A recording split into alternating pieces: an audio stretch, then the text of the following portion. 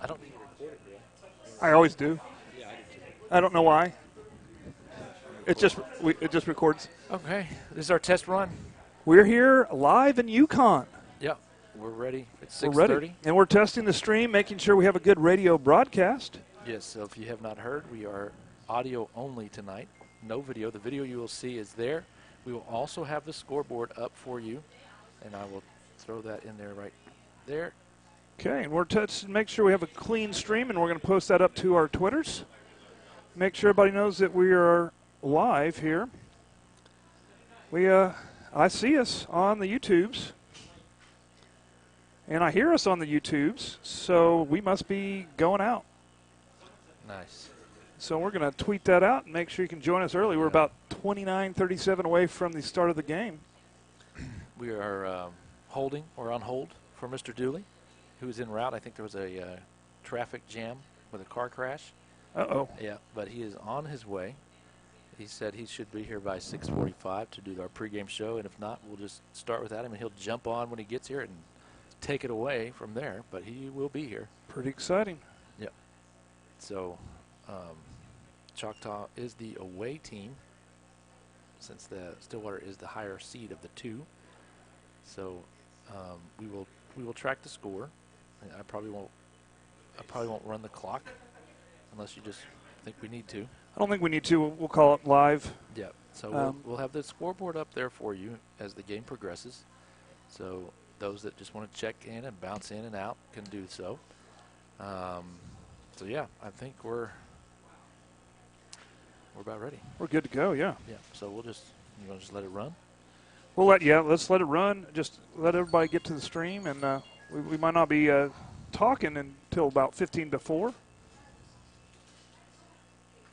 But we're going to post this out here. I'm trying to. And there we go. We got it all posted out. So let's go ahead and just shut audio down, and then we'll just leave a static screen.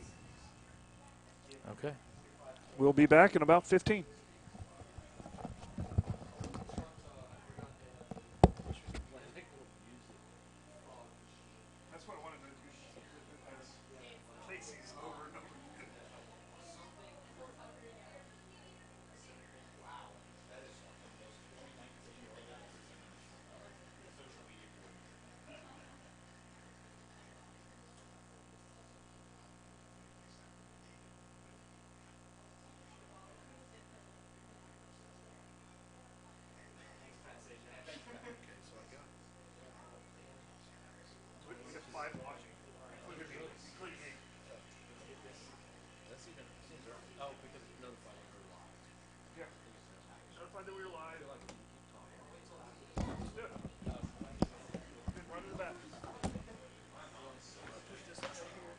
Set up here. It's unlike Dooley to be this late. Well, he said it's true.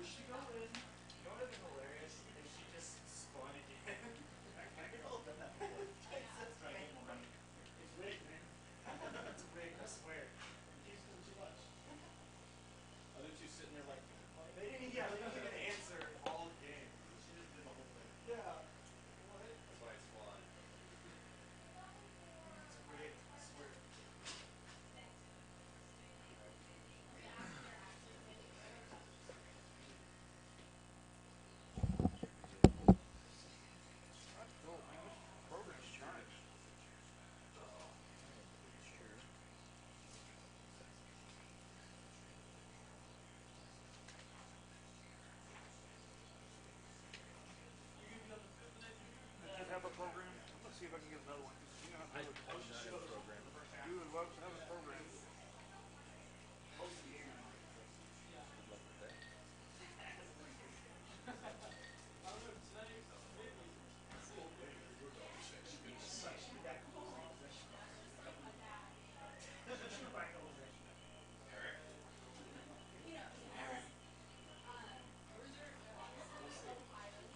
That's nice.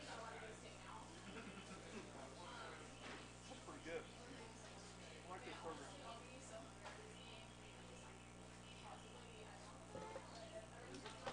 It's just a nice program. Let me see if there's another one. I do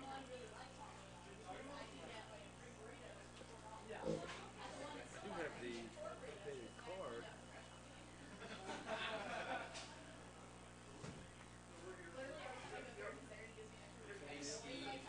Well, they knew this. Oh, did they? Yeah, the our friends at NHSS, they stole our spot. Yeah. You're here. They didn't reserve a spot, but they have the contract, and so they had to find them a spot. Well, they should put him down here. You know? Yep. So those are for VFEs. Yeah. So where you are? We're live and we're on air right now, Mr. Stewart. Oh, we are? Yep. Oh. Just because we didn't test it out. But is our audio on? Turn our audio back on? I'm glad I got it. I never turned it on. Oh. Okay. Well, good. Good. I'm glad I got here. That traffic's horrible out there. All right. So the word on the street is the traffic is horrible on the street. Mr. Dooley is in the house. He is. He's getting set up. A little bit of drizzle and people run into each other. Yep. So he is getting his People heading into set up. He's getting set up. Do we have a certain drink that he brought with him? Are we good for the drinks? I don't or do we know. need to go get some. Do you have your Diet Coke? His bag is full. 1, 2. I got him. Okay. All right. Okay. First half, second half. Got two more in the car at halftime. So Mr. Dooley is ready to roll. Yeah. One. So, and obviously we got, for Yellow Jackets TV, you usually get a couple of weeks off before basketball season ranks up, gets going. But we're going to get a week off for Thanksgiving break, and bam, right Tuesday, we open up at home. And I don't even know who we're playing, but we got girls and boys basketball coming to you live the Tuesday after Thanksgiving break. So we might have two games Tuesday after. Yep. One on Tuesday, one on Friday, right? I have one to share. Unless you can finagle another one, which you usually can. I don't know. I jumped on this one. I bet you can. So we're having a conversation with the ghost right now. But we're just getting set up here. We just wanted to make sure that you know, so people can prepare that we're having a live stream. It is going to be a radio broadcast. yes. We are not allowed to show any video. Nope. That we did not get permission for this game. This is a NFHS only broadcast. So you are welcome to go to, I guess, the OSAA website. You can go there, yeah, and I think you can go to the NFHS Network website. And It'll cost you $11. Costs you $11 to watch it. So my thinking is, if they do that, which is fine, they can watch the game. That's right. But what I would do if I was a Choctaw fan is turn the sound down on theirs and crank into our audio here. Right. And he can listen to Mr. Dooley and Mr. Crowder call the game. That way you can get the real call. You could get the real call. The real, no fake news. We'll tell you the truth. And that was what my grandpa did back in the day, was he didn't like the commentators of the OU games at the time, and he would turn on the radio to listen to the pro OU commentary and turn off the TV. I never even realized that the TV had commentary. I thought you had to do that. Yeah. But that's what we used to do in the old days. I still do it now. When I watch a game, I'll just turn on. I like to listen to the OU radio guys. The franchise has that contract, and so I usually turn on the franchise. Yeah, and, Toby Keith. Not Toby Keith, Toby Rowland. Yes, yeah. And so I'll listen to the franchise broadcast while watching the TV, because those national guys just generally don't have a clue what they're talking about. No. We like to get the inside stories with the OU guys. All right. So you'll be able to get the national guys doing and they're not cheap. No, but they'll bring you the video, and we can do the audio for free. Right, exactly. And if you're in the car, on a long trip, going somewhere for Thanksgiving. This is the perfect opportunity to be up and with it during your road trip. Mr. Dooley's having. Are we live? You were live. Yeah. Hello, He's okay. fumbling Get the the headset program, over I'll be here. ready. Okay, good. 19 minutes and 2 seconds. All right, good. So, yeah, you're welcome for all that noise. Don't worry about it. You were speaking into the earphone anyways. Yeah. So, yeah, we'll have basketball. Wrestling will be kicking off. They have a home match that we'll try to cover, I believe, before the Christmas break. I believe, So yeah. we'll have three more live events before the break. So, isn't it 2 basketball, 1 wrestling, and a football? And so we got 4. 4. 4. I forgot about the other basketball game. We'll have 2 home basketball games. I think, right? Yep, you're Okay. right. You're exactly right. Wrestling. I got we're some going for basketball on my another football calendar. game. Yeah, and if people have not had a chance to catch the boys basketball, girls is always in a run for the state. Right.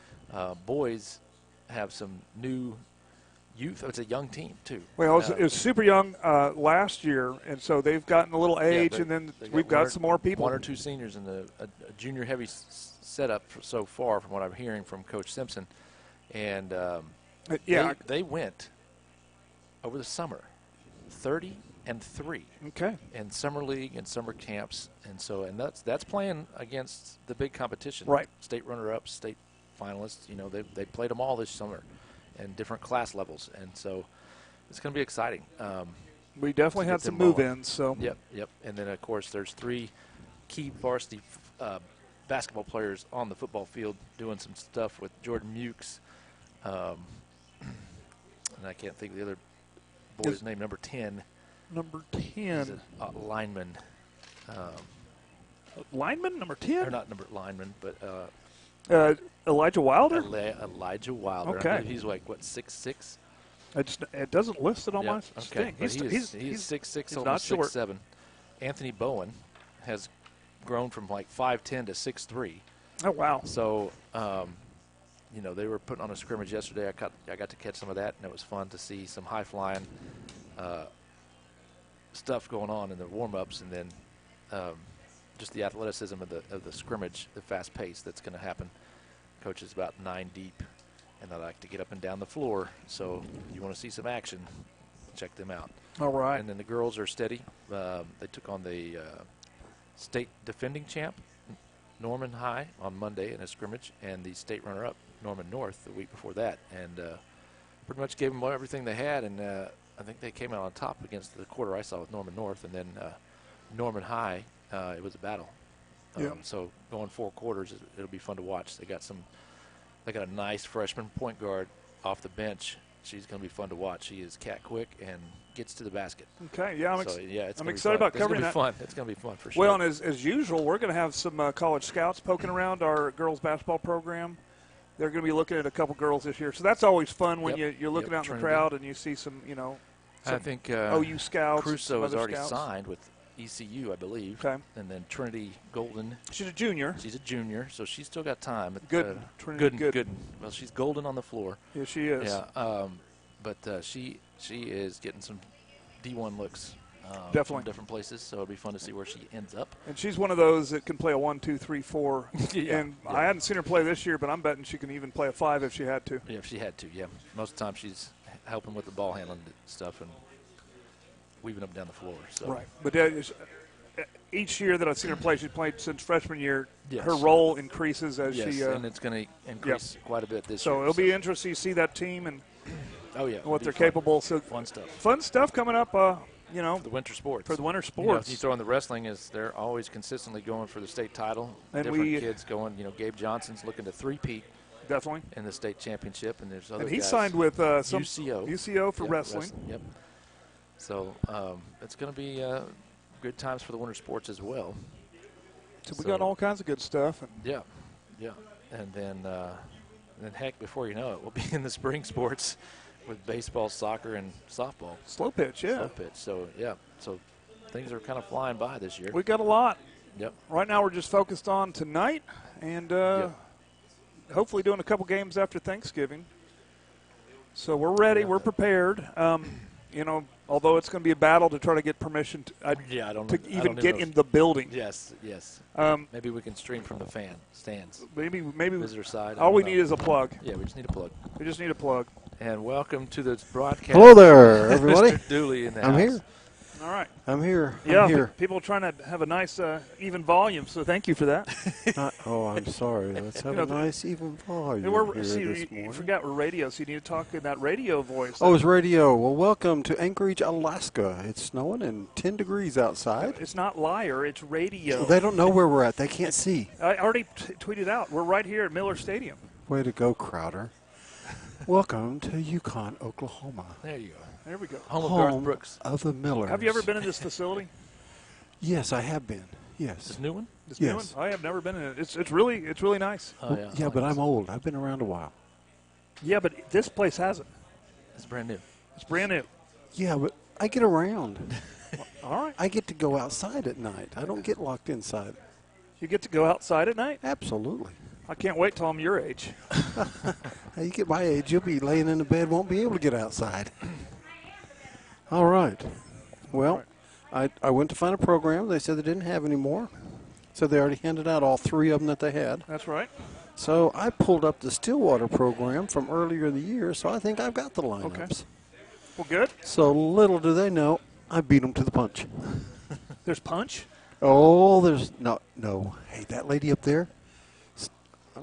Hey, you guys listen on the radio? Give you a heads up. Bring your own food. The lady up there, Stillwater coaches came down and said, she goes, what do y'all need? They go, we were just going to get a couple cookies. She says, oh, no, you don't. Those are for my workers only. You guys aren't even on this level. And she made them go upstairs and empty-handed without any cookies. Challenge accepted. I'm going to go get a cookie. Oh, Crowder, you're going to get your hand spanked. I'm telling you what. Yeah. Well, so long for Crowder. He will no longer be with us after the indictment tonight. Mr. Bass, that's not a good move for him. No. But and the thing is, we've already spoken to the lady. Oh, the lady has stepped in, and so maybe he snuck one away. Oh, he's gonna play I Spy. I Spy, you're not by the cookies. The Cookie Monster is on his way back. I hope he gets. I hope if he gets in, he gets all of us one. Yeah, we'll see. We'll see how he plays But it out. you must not have any crumbs or remnants of it, or you'll be in trouble. You get caught. Yeah, amazing. Kick Oh, it here out. he comes. He's coming back. He's He's got diving down. He's got a water. And he's got a water, and he's empty-handed with cookies. He has no cookies. Well, I traded my cookies for some double Diet Coke. You don't have any Diet Coke. This is double Diet Coke. See, yours has no sugar. Mine has no sugar, no coloring, no flavor. Well, you might as well not even have it. Just, it's G-Mini Christmas. Just throw it away. You don't need it. You're going to make a puddle. Yeah. You don't need it. It'll evaporate. You'll Double never know it was Diet there. Coke. That's like wasted. You know, that's a wasted container there. All they did with that plastic is put that clear liquid in it. Toilet water. Yeah, that's absolutely right. It's about the same. Yep. Only toilet water sometimes has a little color in it. I'm just saying. Okay. That don't even have any color in it. It's purified. Oh, I see. Yep. I see. Double Diet Coke is perfect. No, it has nothing to do with like these cans right here. These silver and red cans.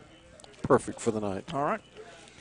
Well, we are about 10 minutes away from this thing happening out here, and it looks like we've got smoked glass in front of us. We are, yes, thank you. Mr. Goolsby just brought me a program. Thank you, Mr. Goolsby. Wonderful. Yes. Wonderful. Nice. You are good. All right. So that's our OSSA representative, Mr. Todd Goolsby, delivering a program here. So, Good All deal. right. so now we'll know who's playing. It's Yes. Choctaw, and it's not Yukon, it's Stillwater. Stillwater. Yeah, they're setting up the covered wagon for the Pioneers to run out of. Oh, is it going to be just- like the Sooner Schooner? Is it going to fall over? It might, but although it does have a little wind. What we got going, I believe this field does face north and south, and it looks like the wind is heading. What would that be? Southeast. So there's a little bit of a crosswind, so that might alter some of the kicks Hey, I for was field goals. Yep. I was going to jump on real quick because I noticed we had a big surge of people checking in. And so just so they know, I know it says audio only. And, again, we cannot stream the video tonight. That's right. So we appreciate you jumping on and watching. And you'll see the scoreboard on the bottom right-hand corner. That will be accurate and live. As the game progresses, Mr. Dooley and Mr. Crowder will call the game just as they're seeing it, and hopefully we'll transpose into what visuals you can see from it. Yeah, not only can we not video the game, they kicked us out of the booth that we had, and now we're down here in Netherland, and I kind of like this spot better, though. out here in the open. Yeah. Yeah. So, audio only, but if you're traveling, you can stay tuned in. That's right. If you're on the road traveling, or if you have some other things you're doing around the house, you can just turn up the volume, and we'll bring it to you. Stillwater comes in perfect season. They're 11-0, and the last time they lost was to Bixby, and that was a year ago. So, they're coming in with a long streak. Yellow Jackets coming in 8-3, winning the last 5 games. That's right. And talking to the coach this week and talking to the players, that the last time we lost a game was when we were up in Stillwater. And it was not a pretty sight. Our coaches know it. We know it. Our players know it. And they have something to prove tonight. Win, lose, or draw, they're going to play their hearts out, and they're going to try to avenge that earlier game. And there's something to say that if you play the same team twice, it's a lot harder the second time around. And To win. To win. If you won the first time. Yeah, absolutely. It's easier for us because what's the expectations? We're coming in as underdogs. There's no pressure on us. We're on a 5-game winning streak. We've got a lot of confidence, and we saw what they did earlier. In the radar defense is what they call it. That's where they stand up, they run around, they send 2 or 3 guys, they back a couple guys out. They don't play a traditional get in your stance and there's my guy and I'm going to block him. They may all be standing up. They may have 2 down linemen. They may have 3 down linemen. They may have 5. And those 5 down linemen, only 3 of them will rush. The other 2 will drop off. And so we're trying to hit those passes across the middle or something. There may be a linebacker standing there waiting on your pass. So it's a little difficult, but it's a little unorganized. But on the other hand, they make mistakes. On the other hand, they may run themselves right on out of the play. And so it's a chess and checker game out there. They're trying to figure out each other, and it should be interesting here tonight. Well, they're not just trying to figure out each other. They've had a practice against each other. Let's call that first regular season game a practice at this point because it doesn't matter. Winner goes on, loser goes home. It's win or go home, definitely here tonight at Miller's, at the Miller's Land here at Yukon High School. Record doesn't matter at this point. No. The only thing that matters is 4 quarters at this point. It really doesn't matter who you play because if you're going to win the state championship, you're going to have to beat all the teams you're up against. And whether you get them the first round or the last round, you've got to win. It's win or go home. We're one of the last 4 teams in 6A2 playing. And, everybody's hyping up. It's the first time since 1965 we've been in the semifinals and first time since the 80s that we've won a playoff game. But you know what? These guys don't know. They weren't even alive then. All they know is, hey, we play together, we play as a team, and we're going to stick together, and we have enough confidence that we're going to come out and play hard. We're not going to go over there and lay over and say, oh, my gosh, aren't they good? Well, and if you watch the season all along, these boys, their season started in Lawton. They're not in Eisenhower, in Lawton original, the Lawton Wolverines. That's really where they came together as a team and started. All the games before that were just kind of going through the motions. And it was the second half when we had 2 turnovers late in the second half when Lawton was driving the ball to hold them out at Midwest City. It was a goal line stand to keep Midwest City out. We intercept 2 passes against Deer Creek, and it's just on and on as they've continued to play. The defense has shined, and the offense has been good all along. The offense has put up a lot of records. Thad Williams has over 3,000 yards passing. Gabe Johnson and Jackson both have over 1,000 yards receiving. And so he just has a plethora of receivers. And the running backs, Day Moore is a load in the backfield. And so they've got a lot of weapons on offense, but the defense has really shined forth too. So, Mr. Johnson, welcome. Glad you're here. Oh, he made it. Glad you're here. And he's going to I think, do some tweeting, handling our tweeting business, Well, so we good. can get it going a little more. Well, good, and I'm glad you guys were able to have a little pregame meal earlier this week and enjoy the Thanksgiving the both or two of the top dishes. We did. Don't spoil it. If you want to, I'm gonna actually tweet out, since you mentioned that, some of the dishes that we enjoyed this week for Thanksgiving, pre-Thanksgiving. Pre-Thanksgiving little appetizer. You know, you can listen to this later. We on the Choctaw Experience. That is the Choctaw Experience podcast on all your favorite podcast platforms. We discussed several Thanksgiving meals, and we discussed a little football and some other things like that. So, and you're actually going to have a podcast on Thanksgiving Day. Is that correct? Well, that was a surprise. Oh, it is? Well, if it's a surprise, they're not going to know to tune in. No, it tells you. Oh, sorry. Don't listen to me. It's a surprise. Don't tell anybody. That's not really a surprise. It's okay. But it's kind of like it's a surprise. Mom's having a birthday party next week, and Mom's in the room, and she hears that, and so it's really a surprise that she heard it. You know. Yeah. That's true. That's true. But yeah, we got some specials. All right, sorry, people. There's no surprises around me. But if you follow us on your Twitter at CHS Jacket Guys, we're going to tweet out right now some rice stuffing. Oh yeah. And what did you call it? Rice stuffing or rice dressing? Rice dressing. Dressing. Rice dressing. So it was delicious, I can say that. So we're going to tweet out some of the stuff that we had involved there, because this is what quality radio is. We can't post a picture, but we can tweet it out like we were there posting pictures. Well, I think we could probably post pictures and video food. We just can't do the game. That's true. And I'm going to post something. That's why I got the scoreboard. Something that I had 5 of today because you left your office unattended and somebody stuck in there. Little pecan pie. I did. Yep. There may or may not be some in my office when I get back later. So yeah, I had 2. Delicious individually pecan pie. So yeah, did some of that. And they're made just right. And for you calorie counters out there, because everybody's always worried about how many calories there are, you know, out of a regular pie, you know, like a regular pie recipe, I can get 40 of those little pies. Nice. And so, if what's a pie normally cut into? 8 pieces? Yeah, roughly. And so if you divide those 40 pies into 8 pieces, you can eat 5 of them. That's equal to 1 piece of pie. So, Crowder, you need 1 more. See, it's mathematically, that's what it's all about, you know? So, hey. So now I feel cheated. I only ate 2 of those. Oh, you didn't even have a half a slice. I know. Oh, I'm my have to figure goodness. this out. I need to go back. Yeah. So here comes both teams are Both now teams in their are tunnel. in their tunnels. Yep. Yellow Jackets in the one that says Choctaw. Pioneers in the one that looks like a Pioneer wagon with the S on the side. What's that S stand for? School. Sucker. Oh, school? Sucker. Oh. It stands for school. Oh, school. Yeah, see, It's some school. So Stillwater is SHS. So the second S stands for school, and so that means school. School. School.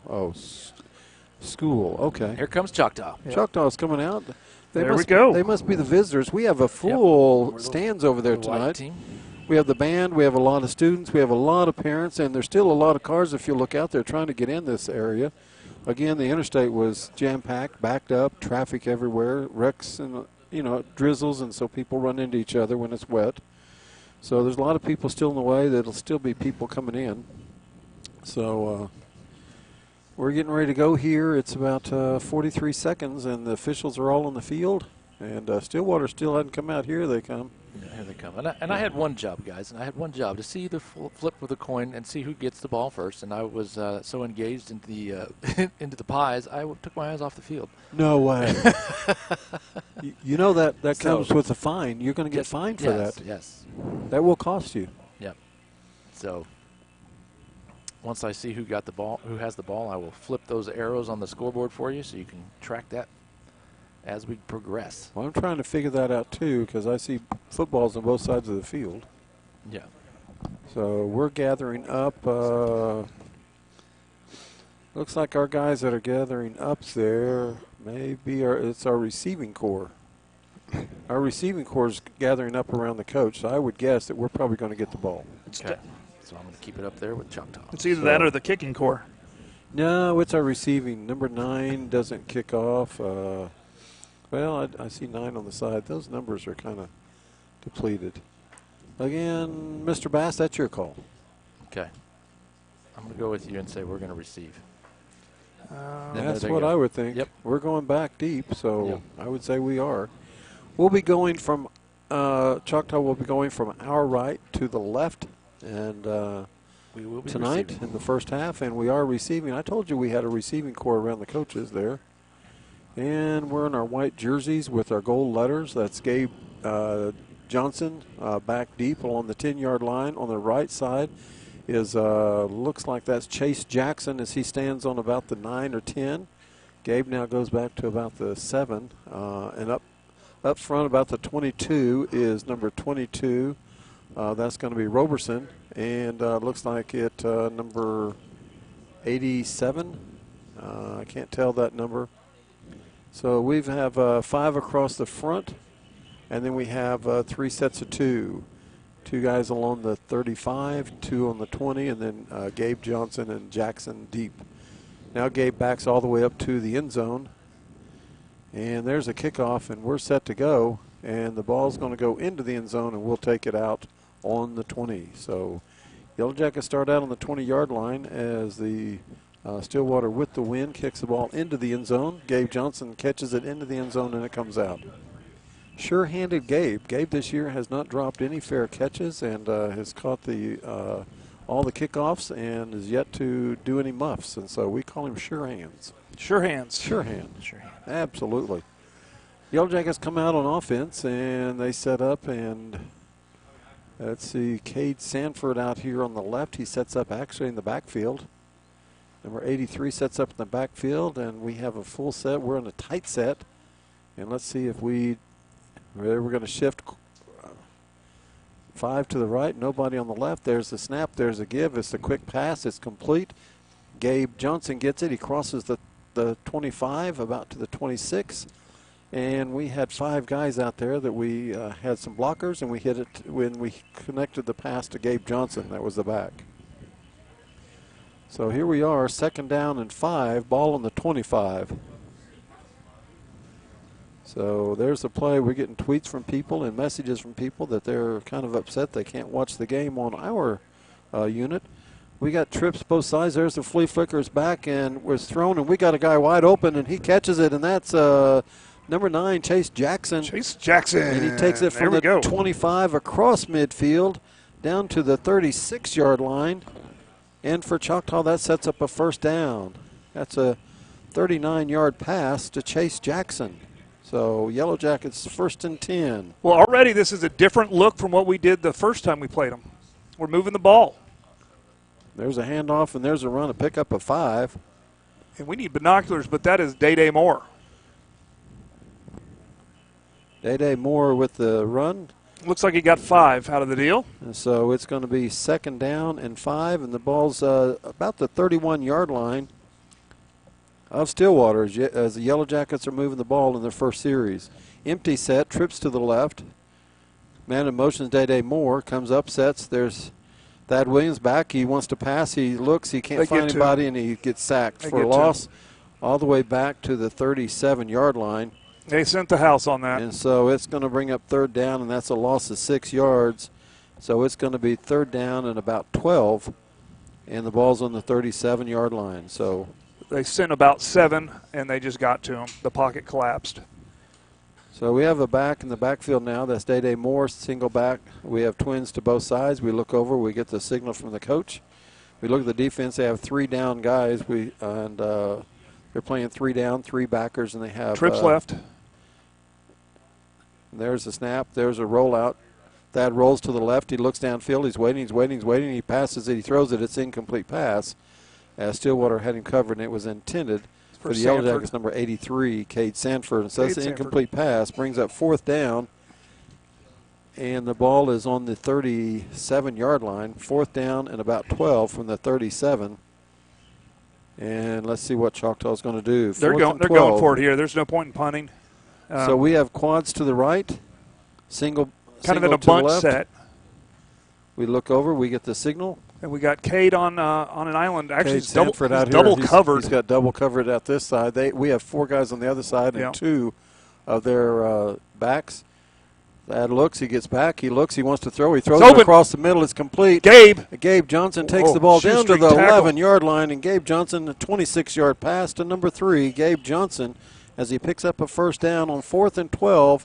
It's just outside the 10-yard line, looks like it's at the 11, and so it's 1st and 10, ball at the 11-yard line. All righty. So that's a good 4th down pass. It is. There's we're going to shift. We have twins to the left, single back to the right, and there's a flag.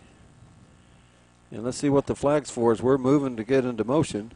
The ball has not snapped. We can move. Yeah, we got it one back, and we have a. They're going to wave the flag off Okay. as that official forgot that we can move before the ball snapped as we're moving lots of people. We have a wing back. So it's 1st and 10 ball. Looks like it's on the 11, so we can pick up a first down. Now we've got single to the right. That's Jackson. There's the snap. There's the give. Day Moore runs it up the middle, and he's not going to get but about a yard to about the 10-yard line. And that's going to be 1 yard on that run by number 8, Day Moore. Brings up 2nd down and 9. Ball right at the 10-yard line. 2nd and 9 for the Jackets. We'll see what we have in store. I expect a lot of surprises and a lot of trickery. Coach is looking over there, and they have the young freshman in there, number 25, R.J. Jackson, is now in the slot. Day Moore as the halfback.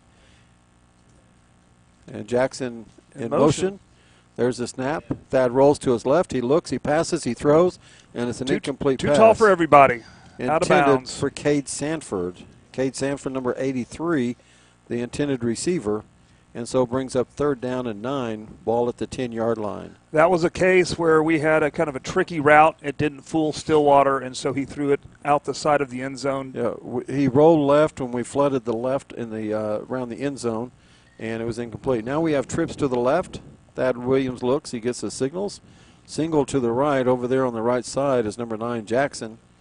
Over here is Cade Sanford, and there's a snap. There's a give, and there's the run, and that's your quarterback running it into the end zone. Touchdown, Yellow Jackets. Thad Williams with the 10-yard touchdown run, and Yellow Jackets score on their first possession. And if you that just was a joined us, quarterback that's keeper. right. Quarterback keeper right up the middle. That was a quarterback draw all the way. All the way, and the Jackets go ahead 6-0 in the first quarter with 8:45 left to play in the first quarter. This may be the first time all year that Stillwater's been behind. Well, this is definitely the series between the Jackets and Stillwater. This is the first time they've been behind. So you talk about Yellow Jackets having confidence. They take the opening kickoff and go score, and it comes at 8:45 of the first quarter. There's the snap. There's the kicks. The hole's down. It is the no kick good. is up, and it goes wide to the right. Extra point. The extra point kick by Dunning is wide to the right. And so here it is, 6-0 at 8:45 of the first period. Yellow Jackets score on their first possession. They convert a 4th and 12, a 26-yard pass to number 3, Gabe Johnson, and then to score a 10-yard touchdown run by quarterback Thad Williams. And that was Dunning's only miss in 3 years of an extra point. Wow, that is something. I don't know if the hold was good or what, but it just went to the right. It kind of went to sailed the right. It's part of it is the ball mechanics. It's cold. It is really cold out there. It is pretty chilly, and there's a pretty good wind. It's like kicking a rock. So let's see how this rock goes against the wind as Stillwater is about to take possession of the ball for the first time. And we'll see who's in. There's been some Twitter wars going on between not really between our players, but we've been hearing rumors from the Stillwater players about who's injured, who's concussed, and who's doing this. And so we'll actually see who's actually injured and who's playing tonight. Looks like doing the kicking chores, number 20. The ball's kicked. It falls on the ground, and Stillwater jumps on it, and they get it. And that was number 20 doing the kicking chores. And for your Yellow Jackets, number 20 is Reed DeQuazy, a freshman, as he kicks off. The ball hits and rolled back towards the Yellow Jackets. The ball laying on the ground, and Stillwater runs up and jumps on it. And they'll take over at the 26-yard line, their own 26-yard line, 1st down and 10. And that was a possibility of the Yellow Jackets getting onto that kick, even though it wasn't an onside kick, the possibility of them running down and getting on it. So Stillwater does get on the ball. It's 1st down and 10, Stillwater ball at the 26. And that's really a good place to have them start. Stillwater gets the signal. They run the ball to the left side. They get out to the outside, and there's Jeff Roberson making the tackle, number 22 for Yellow Jackets, and he takes him down at the 32-yard line. So it looks like they pick up about 6 on the play. So it's going to be 2nd down and 4, ball at the 32 as Roberson went from the middle linebacker out to the right side. And that is Quantel Walker. He's had some injury problems, but he is There's running a the ball. give up the middle, and he's going to break it open, and he breaks it by, and he's going to take it all the way. And Stillwater's going to score at 8-12. They get those 6 points right back at 8-12, and that's a 68-yard touchdown run by Walker. And he definitely looks like he's recovered quite a bit. He went to the left side of the Yellow Jackets. He busted through the line, and when he busted the line, there wasn't anybody back, and he just outran our guys as we were chasing him down. So that comes at 8-12. The score 6-6. Stillwater on to tack on the extra point, and it didn't take them long to square this thing up. It just took them 2 plays, a 6-yard run and a 68-yard touchdown. And that is 8:11 left on the clock. And there's the extra point, and Stillwater is now ahead, 7-6. And we'd like to thank our sponsors that have been with us all year. And so we'd like to go ahead and thank EOC Tech, Eastern Oklahoma County Technology Center, and, of course, SWM and Sons, building a better Choctaw. And if you haven't seen an SWM Son house, you just don't know you have, because they've built in a bunch of neighborhoods. I'm sure you've bunch driven of by a lot individuals. of them. They're invested. High-quality houses built to suit your needs. If they don't have a design you like, they will design one that you do like. Change any design, they got the staff on hand to do that. Absolutely. We don't even have the advertisers' videos tonight, do we? We're purely audio. Purely audio. All right, so that's the way it is when you're listening in on. And we had to give them our stream code, so if we start showing video, they can shut us down. You're listening on 109.99.6 Choctaw Radio. It's actually 707.1. 707.1.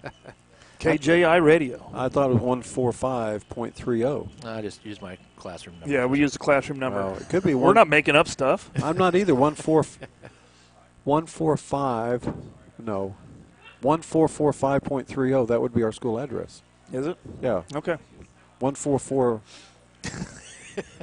1430 though. 30. So if I wanted to mail the school a letter, that's what I'd use? Yeah. Oh. That's our school address. Okay. Of course, you got to put Northeast 10th on it. Okay, Northeast 10th. Is that a street? Yep. There's the kickoff, and the kickoff is up, and it's high, and it's going to come up short. Gabe's going to get it on the 3-yard line. He crosses the 10, up to the 15, cross the 15 to the 20. Got room. Still on his feet, 25, up to the 30, the 35, and out of bounds about the 37-yard line. And I don't see any flags, so it looks like it's going to be good. Looks like we're going to start out somewhere. Let's see. I think it's probably going to be the 37-yard line. 37. All right, let's see how they answered. 1 point deficit because of the extra point. So it's 1st and 10 at the 37. That's a 35-yard return by number 3, Gabe Johnson. Oh, it looks like they're talking. The officials are talking. What are they? They're just setting the ball down? They're setting the ball down. All right. Yeah. All right. There's a little indiscrepancy on this. All right, so it's the 37. Here we go, Yellow Jackets. We set up. Trips to the right. Gabe Johnson out here on the left by himself. He's got single coverage. They do have him. They're playing thirds on him. They got double coverage on him now. He sets up. He goes back to the right. 7-5. They fake the handoff to him. Thad Williams takes the ball, gets back to the line of scrimmage, and that's no gain. Number 14, no gain on the run. And that's your quarterback. That quarterback draw didn't go anywhere that time, so it is 2nd down and 10. Ball still at the 37 for you Yellow Jackets. Trips to the right, single to the left. That's Gabe Johnson here on the left. Thad looks. He barks the signal. He gets it. He's a quick pass. It's out there to Jackson. Jackson takes it. He crosses about the 38. He's only going to get about 1 yard on that pass, as that was to number 9, Chase Jackson. So he gets 1 yard on the pass and to Chase Jackson. So, yeah. So what is it? 3rd and 8 is what they're calling it? 3rd down and about 8. We'll give him 2 yards on that. 7:34 in the first quarter. We're going to keep saying the time so people know what's going on. I'm just keeping the form on the clock. So. 3rd down and all right. 8. Yeah, we're good. 3rd down 8, ball on the 39. There's Thad. He looks. He gets the signals. He rolls to the left. He looks. He throws back across the middle, and it's caught. And it's a first down. And that's Chase Jackson. Takes it across midfield to the 43-yard line. Is that Chase Jackson? It's 80. I'm sorry. That's Cade Sanford. Cade Sanford. So that ball goes out across midfield to the 43-yard line. 1st down and 10 at the 43. And that's an 18-yard pass to number 83, Kate Sanford. There's a give. run, a give to around. Day Moore, and he just plows Day-Day forward Moore. for 8. He takes it to the 35-yard line as he picks up 8 yards on the run, and that's number 8, Day Moore. 2nd down and 2. Now ball at the 35-yard line. Yellow Jackets on the move again. 2nd down and 2. That's an empty set backfield, quads to the right.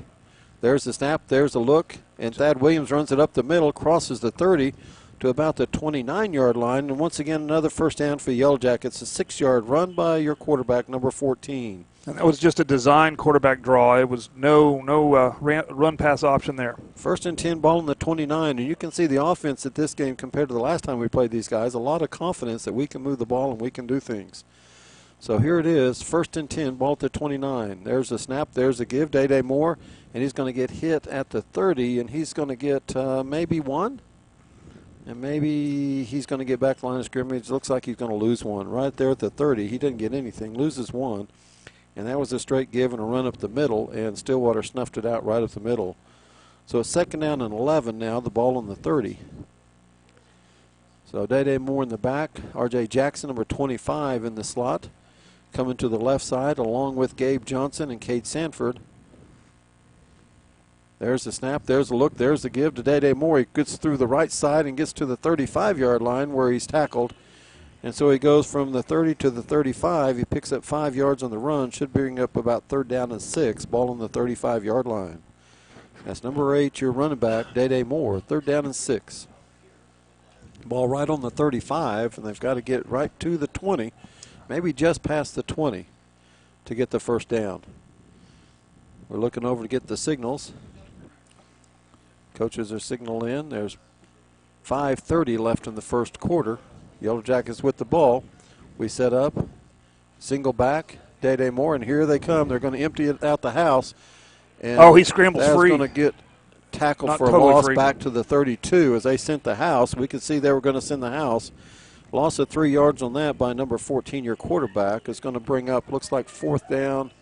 Looks like 4th down and 12. Actually lost 6 on that run, on that play, as he scrambled around, almost got free. And the ball's now at the 36-yard line.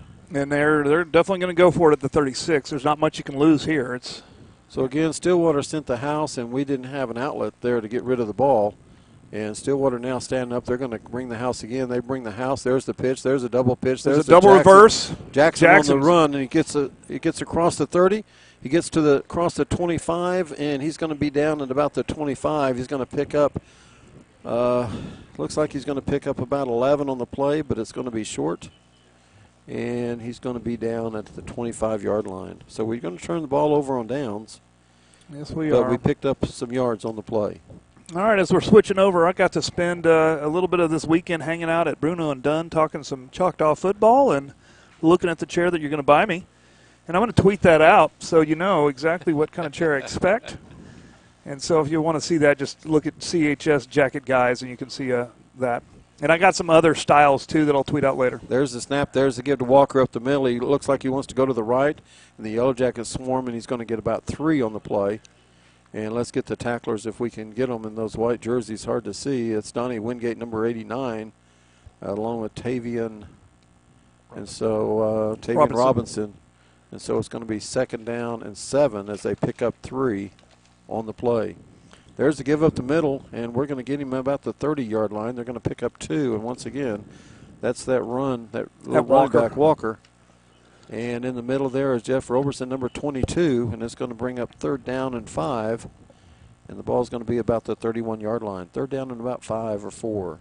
There's a snap. There's a look. We don't cross. They think we jump, but we didn't jump. I mean, there's a little bit of a motion. Well, see, we can't jump when they're standing up and bobbing, too. So there's a quarterback. They're not he even looks. set. They're moving. They're getting set. There's a snap. There's a look. Gundy's going to throw it. He's back. He finds receiver out and here. it's too Overthrows tall, him, and there's a flag. There's a flag. Hopefully that's holding on them, keeping us from getting back to Gundy. But that would bring up 4th down and Stillwater in their own end of the field. So we'll see what we do, see who this is against, and see what happens here. But if you're, it's hard to tell. See what the call is. No matter what the call is, it is a football game here. It's not one-sided. That's Choctaw. It's against Choctaw for holding. It's No, no. It's Yeah, got it to be. is. Was it a personal foul? it's going. There's 10 10 yards. yards. There's 15. I saw the signal. I didn't see the 10 yard signal. That was a 10-yard penalty. That gives Stillwater a first down, and there it was on a penalty. They get 1st and 10 and ball at the 41, and that's a bad penalty. There's a pass out here to number 7. We go to tackle him, and he gets loose, and he's run out of bounds. A host of Yellow Jackets come over and drive him out of bounds. Donnie Wingate, number 89. Number 23, Angel Ackerman, along with number 39 for you Yellow Jackets.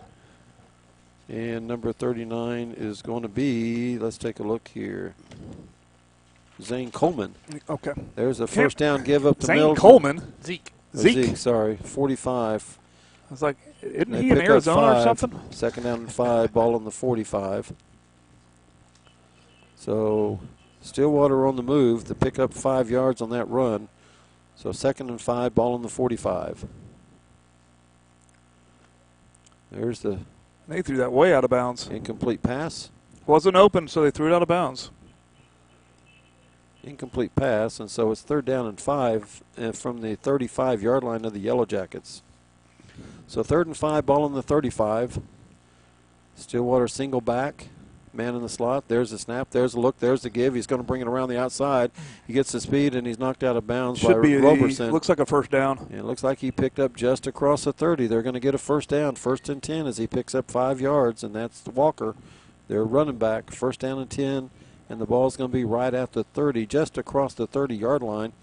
And Stillwater on the move. Looks like they're going to set it at the 29-yard line. So a pickup of 6 yards, 1st and 10 Stillwater.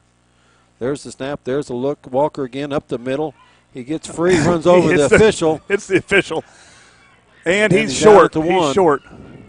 Just at the 1-yard Down line. at the 1, a 28-yard run by Walker, and he looks like he's a load tonight. Looks like he came, and he's ready to run. 1st and goal.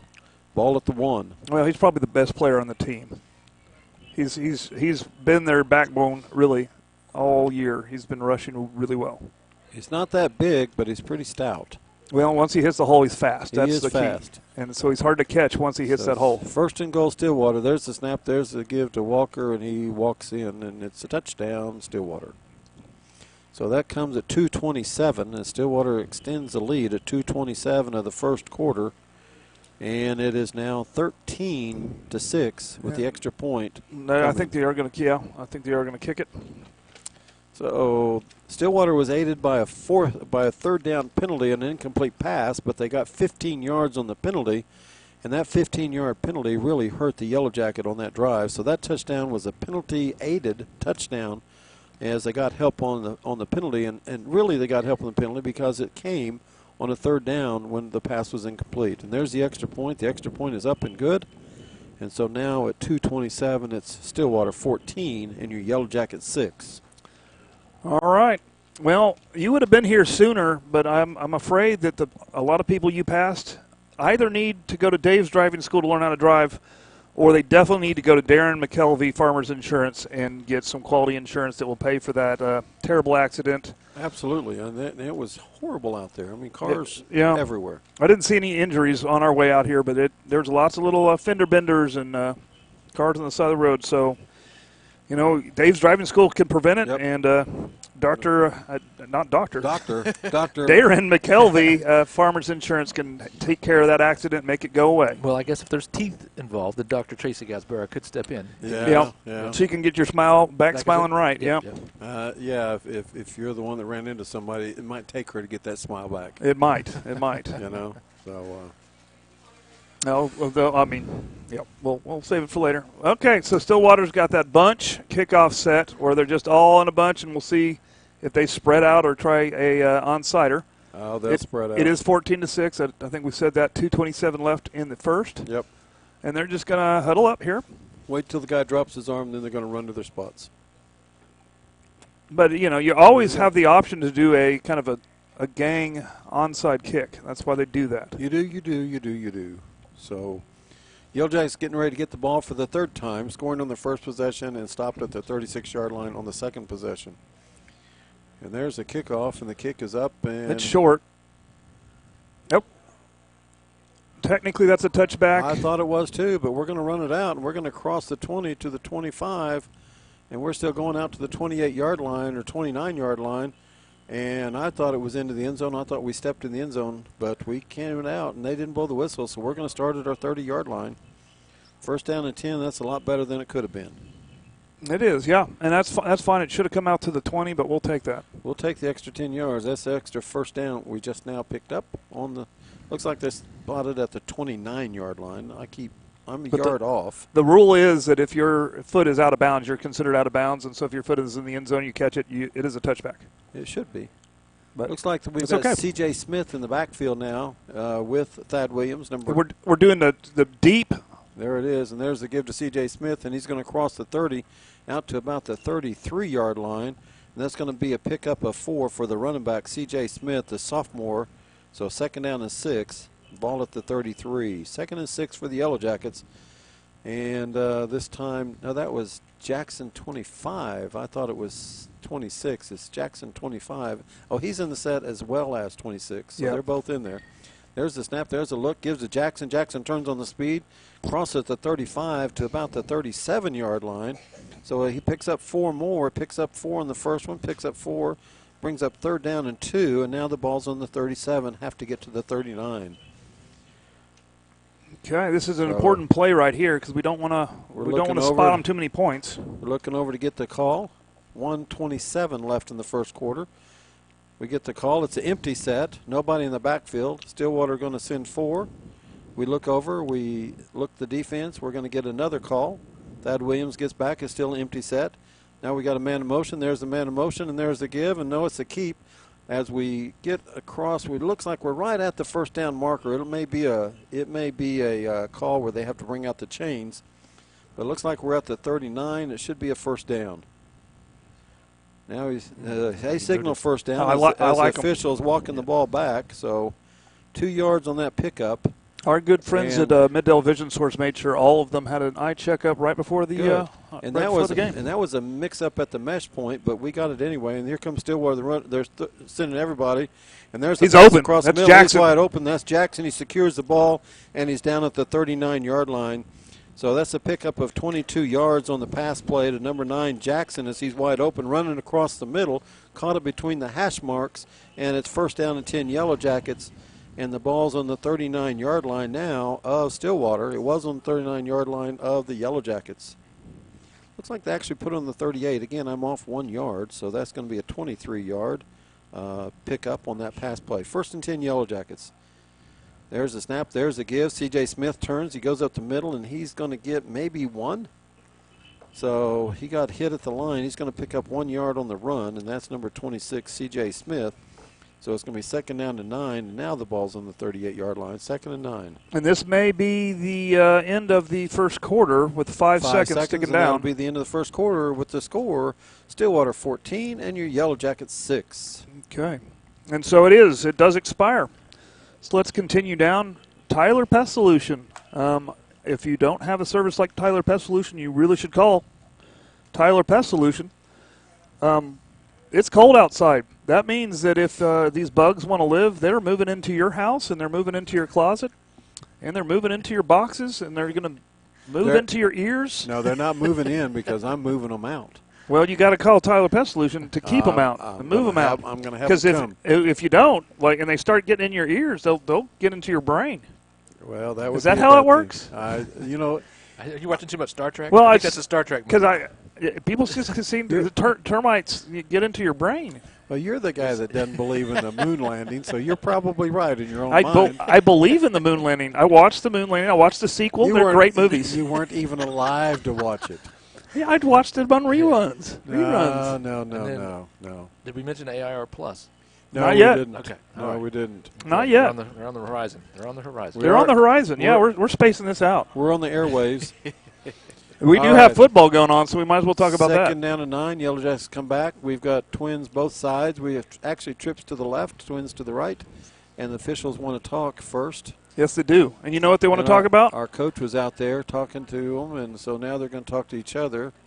What they're saying out there is, do you have a quality heat and air guy? And it's like, no, ever since I moved out west, I don't have one. But, Oh, of course, out east, we got AIR+. all right, good job, Crowder. You're welcome. All right. Trips to the right. Thad Williams, empty set. Gets the call. There's C.J. Smith in motion. He comes across, and Thad's going to have to scramble for his life. He's got room. He turns to the left. He turns around, and he throws the ball, and it's overthrown. It's to Cade Sanford. As he scrambled to the right, turned around, went back to the left, and he's throwing on the run, and the ball goes over Sanford. Sanford was wide open. And that's fine, though, because we didn't want that 15-yard sack. He avoided the sack. He did do that. He delivered the ball. It's just incomplete, so we get another down. 3rd down and 9, ball on the 38. As Sanford was open on the play, but we couldn't get the ball to him as we were throwing on the run out to the left side. So here we go. It's quads to the right. Empty set. Thad looks over the defense. And there's the snap, and he runs, and he looks, and he throws. And it's wow, to thread of the Gabe needle, Johnson. Gabe Johnson And for the Gabe's first on the down. 25-yard line, first down, Gabe Johnson. That went through 6 arms to get to Gabe, and everybody swatted at it and just went right through. Gabe caught it and said, what? And then That's a 13-yard pass to Gabe Johnson, and it's a first down and 10 Yellow Jackets as they continue moving the ball. Now the ball on the 25-yard line of the Pioneers. So now C.J. Smith back in the backfield, trips to the left, single receiver out here to the right. That's Jackson. The ball. it's on the ground, on the ground. It is loose on the ground. I believe Thad gets it. He did not get on it. No. He did not get on it. It was a quarterback draw, and that's a turnover, and that's what we tried to resist tonight as we're moving the ball, but the ball just dropped out of his hand as he was running up the middle. Nobody hit him. He just fumbled this. He started running, I think, before he got the ball. And cold weather. When he did, he just got. Hey, there might have been a hand that kind of popped in there. I thought I saw someone reaching for it, but on the radio, it's hard for them to judge if who's right. Yeah, that's true. First down and 10, ball on the 26-yard line of Stillwater, and that was a pretty good move. We moved the ball in that series, and we started on our own 29-yard line, and we give it up in the Stillwater 26 on the turnover. First turnover of the night. There's the snap. Gundy gives to Walker. Walker up the middle. He's got some room, and he's dragged down, and it saved a lot of yards. That's Roberson pulling him down at the 34, and that's a pickup of 8 yards, and that's just a lot of real estate before anybody ever gets on him. And so that Stillwater line in the front's blocking pretty good because they're giving some holes. So here's the Yellow Jackets again. They have a slot man, and they have Walker back. There's the snap. There's the look. Gundy wants to throw it. He gets that left hand up. He throws it. They got a receiver wide open. He got behind us, and he's dragged down on about the 13-yard line. And so it's going to be first down and 10 on the 13, and making that tackle is number 23. It looks like Angel Ackerman. First down and 10, and the ball's inside the 20. Looks like it's going to be set about the 16-yard line. If you're out there in Jagged Land, let us know if you can hear us. Walker gets it, and he goes, and that's number 5 making the tackle for your Yellow Jackets. And number 5 is, of course, your defender, Bolton Hawkins. If you can't, we're attempting to turn it up, but just let us know. Tweet me, text me, whatever you got. Let me know if you can hear us loud and clear. 4-yard pickup on that run.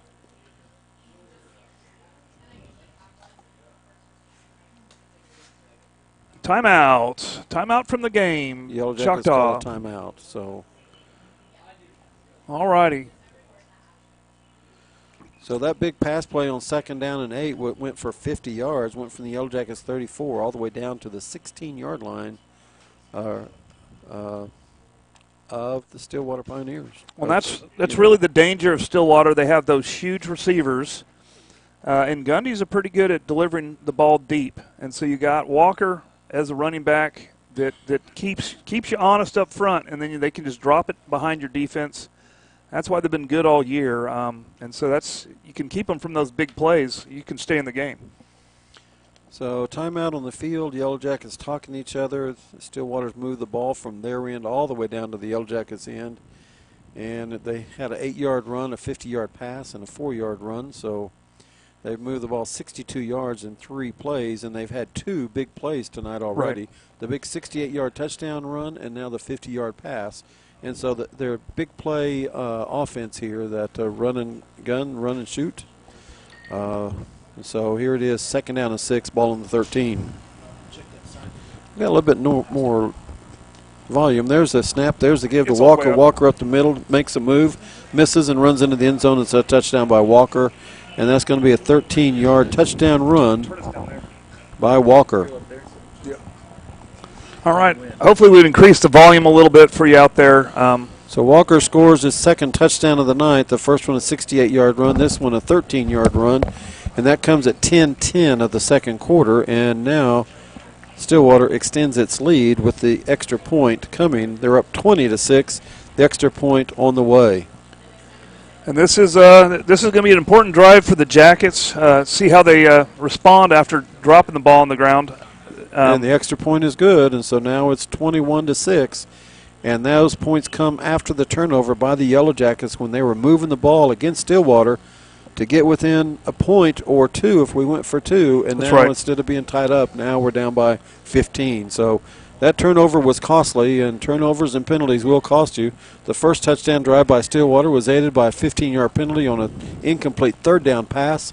And this one was done after the fumble when Yellow Jackets are moving the ball. So penalties and turnovers, both of them have cost the Yellow Jackets tonight. Well, that's been kind of the key all season, and you got to play the football the way it happens. They just need to recover here, and they need to look at it's definitely trying to get a score here.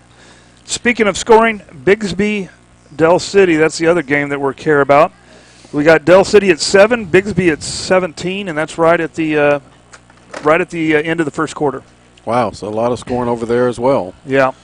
So it's time for Yellow Jackets to move the ball, get the ball. They now have the wind to their back, and Stillwater kicking off into the wind, so I would expect this one to get returned as they were just kicking it to the goal line just there. That was with that stiff breeze behind with their back. So I would expect us to catch the ball somewhere around the 10-yard line on this kickoff, and let's see where they put it at. Gabe Johnson again back along with number 9, Chase Jackson. There he approaches the ball. And it's up, and Gabe's going to catch it on the 5-yard line. He's going to cross the 10 to the 15, out to the 20, crosses the 20, turns inside to the 25, out to about the 26-yard line. And that's going to be first down and 10 Yellow Jackets, ball at the 26. All right. 10 minutes left in the actually goes to the 27. I'm going to second start quarter. adding 1 yard on to everything, I think, and I'll be right. Well, that's kind of what they did last week in Muskogee, right? Absolutely. Is they subtracted from us and added to them. Yeah, that's new math. And so here it is, first and 10, Yellow Jackets ball on the 27. We've been behind this year before. I mean, if you remember, a lot of times we're behind at half and we end up winning those games. And so we know how to come from behind. So now that's and we definitely have the depth to play the whole game. So there's the snap, there's the look, there's a pitch, and he's hit, and Gabe missed his block, and we're going to lose some yards on that as Day Moore's taken down, loss in the play. And they sent a guy, and he got across the line before we could get to him. So that's going to be a loss of 5 on that run. And that, again, is that radar defense where they don't play the traditional defense. They'll all go sometimes, and they'll all back off, and then they'll take a running start. And there's the snap, and there's the pass, and there's the inside. He makes a move to the inside, and he gets across the 25, about to the 26. Gets those 5 yards back that he lost as that 5 yards goes to Gabe Johnson. And so he picks up 5 yards on the pass. And so now it brings up third down and 10. And Yellow Jackets need a first down. They definitely need a first down. And I'd say Gabe didn't actually miss his block. He was there for the block. He was. The defensive player did a good job shucking it and getting by him. So it's third down and 10. They're in that tight set. And Stillwater looks like they're bringing the house again as they're going to play 3 backs, and they're going to send, it looks like 6, 7. They're going to they got 7 in the box. And now they peel out and they go back, and Thad looks and he finds the receiver. He just misses Jackson as Jackson was open across the seam, running from the right side across the seam, and he ran from our 26, and the ball was on the Stillwater 40-yard line, and it was just a little bit wide as they missed the pass. And so that's he just popped open. It was great timing. It just a little bit off. It was a good read, and now we're going to bring in I believe, our punter. As it looks like we're going to turn the ball over on downs, a 3 and out. And there's a kick, and it's nice up, kick. And it's a good kick. Over their heads. And it's going to take a good Yellow Jacket bounce. It's going to bounce inside the 25 and going to die at the 21-yard line where Stillwater will take over first down and 10, ball in the 21. And that's the first time tonight that the Yellow Jackets offense has been stymied as they went 3 and out. But that pass, Jackson was wide open. It just went a little bit wide. That's one of my favorite words, stymied. Stymied? Stymied. That's a great one. I read that. It was on my notes to make sure I used that Use word. it stymie at least twice in a broadcast. Absolutely. All right, first down to 10, Stillwater, and our defense. It's time to step it up a notch. Here we go, D. So 3 and out would be good. As we got to watch that little Walker guy. Man, he's swift and fast. There's the snap. There's the look. There's the Walker. He breaks it across the middle, and he's tackled after an 8-yard gain. And tripping him up in the middle was number 22, I believe, Roberson, or one of our down linemen, but they get 8 yards on that run. Second down and 2. And the ball's on the 29. 2nd and 2. There's the snap. There's the look. There's the give to Walker. He bounces around the right side, and he gets tackled, and that's a good tackle out there. He does get the 2 yards, but that's number 12 on your Yellow Jackets. Ethan Roan with the tackle takes Walker down. There's a flag on the play. There is a flag. In the realm of holding or face mask? It wasn't face mask. We grabbed him by the toes. Well, they're moving the ball back, so it's got to be against them. Okay, so grabbing them by the toes is not a penalty? No, you can grab them by the toes. Holding call against Stillwater. There we go. We need this ball back. Absolutely. So that penalty will take the ball back inside the 20 to, looks like, about the 19-yard line. Good deal. So they've got to get out to the 31-yard line. So it's going to bring up 2nd down and 12 from the 19. And I know they're going to put Walker to work again. There's the ball goes to Walker. We got him. We get him that time, and that's number 12, Ethan Roan. He takes him down for a loss on the play. And now it's going to bring up read that one. 3rd down and 13. And it looks like the ball's going to be on the 18-yard line.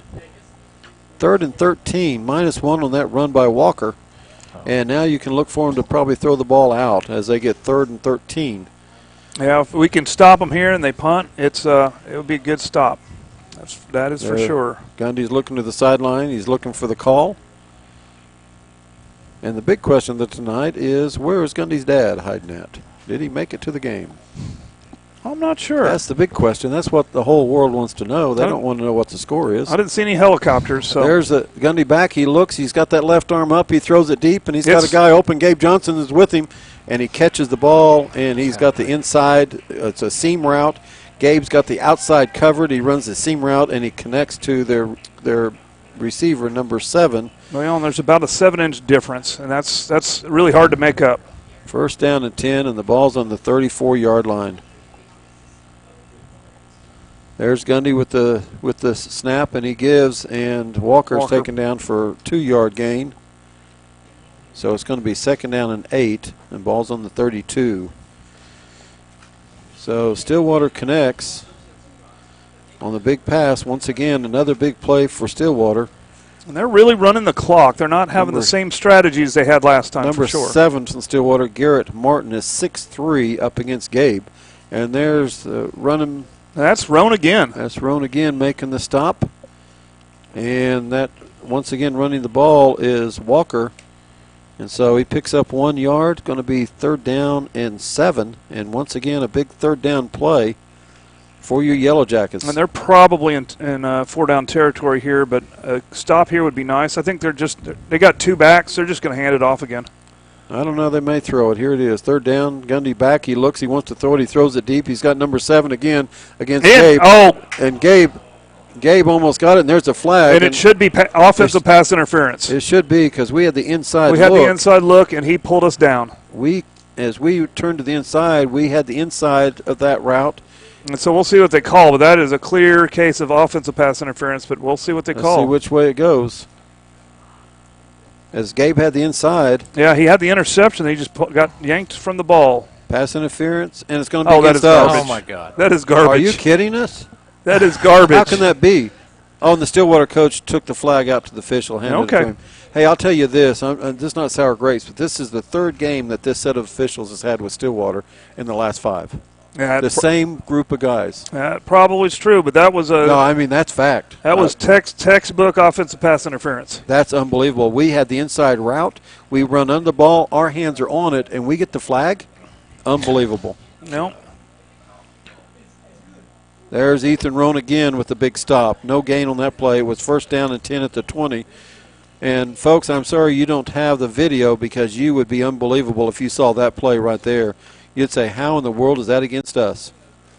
That is unique. That is unique. Second down and 10, ball on the 20. No gain on that run. There's the snap. There's a look. It's the fake, and the fake to Quantrell Walker, and the pass complete down to the 10 will be first and goal. And that's about an 11-yard pass. Yep, first and goal about at the 9.5. First and goal. Again, a penalty-aided third down play on a pass interference called against the Yellow Jackets when we had the inside and we caught the ball. Walker up the middle, and that's going to be Roberson. Grabs a hold of him, gets some help, and drags him down. Robertson and Roan. And that ball goes down inside the 5-yard line to the 4. They pick up a 6 yards on that run. Second and goal, and ball's at the 4. And there's some hitting going on down there, guys. There's some hitting, yeah. There's a snap. There's a look. There's a good to Walker up the middle, and he doesn't go anywhere. And this time it's number 10 for you Yellow Jackets. And that's going to be Elijah Walker comes in and does the stop. Third down and goal. The ball was at the 4, and it's still at the 4, so no gain on that run. Third down and goal. Ball at the 4-yard line. Yellow Jackets defense holding tough. There's just some big plays that's been aiding their drives. Third and goal. There's the give to Walker. He runs to the outside. He turns the corner. He's short. He's short. And making that stop out there. At the 1-yard line. Let's get that number out there, and that's going to be 13. 13? That's going to be 13. And That's going to be Tavian Robinson. And it's fourth and goal, and here you go, Yellow Jackets. They're going for it. They pick up 3 yards on that run. Fourth and goal right here. Let's hold. This is big. And there's a snap. There's a look. It's to the running back, and he's in the end zone. And there's no flags. That's Angel trying to make the stop there. Well, that's a touchdown. That comes at 4:11. Left in the half. 4:11. And once again, folks, I am so sorry to tell you that that touchdown was aided by a big penalty, and that penalty against the Yellow Jackets on another third down play. But this time we were in position. We were on the inside. The ball was thrown in the inside. It hits our hands. They're on the outside, and they call the penalty on us. We always hope that the referees just stay out of the game and let the boys play. That's a 1-yard touchdown run. And I believe that was Walker. The extra point is good. Extra point good. So bring it 28-6. It's time, boys. It's time to rally up here and have a good drive. 4:11 left in the first half. We're going to go through all of our sponsors, see if I can name them all. We got EOC Tech, Eastern Oklahoma County Technology Center, SWMN Sons, building all throughout Choctaw, Dave's Driving School, Dr. Gaspera, DDS, Middale Vision Source, Tyler's Pest Solution, Bruno and Dunn, AIR Plus, and Darren McKelvey, Farmers Insurance. Did you read that? Did you recall that by memory? By memory of remembering my paper with all the names on it. Oh, okay. All right. All right, Mr. Bass, do we have the scarf in the house? We have the scarf. The scarf is in the house. The scarf is in the house. We have one or two? Just one. Well, one. We might need another one. Well, I think Ross is open. And we got one of those outlet malls we can maybe get a scarf? Yeah, we're pretty close. No, I think one lucky scarf is enough. All right, here we go. We need a drive here is what we need. Let's get a score, and then we still have a whole half to play. Half, yeah. Here we go, Yellow Jackets. And this is definitely an excellent Stillwater team. No doubt about that. They're hanging in there. The referees are keeping them ahead a little bit, but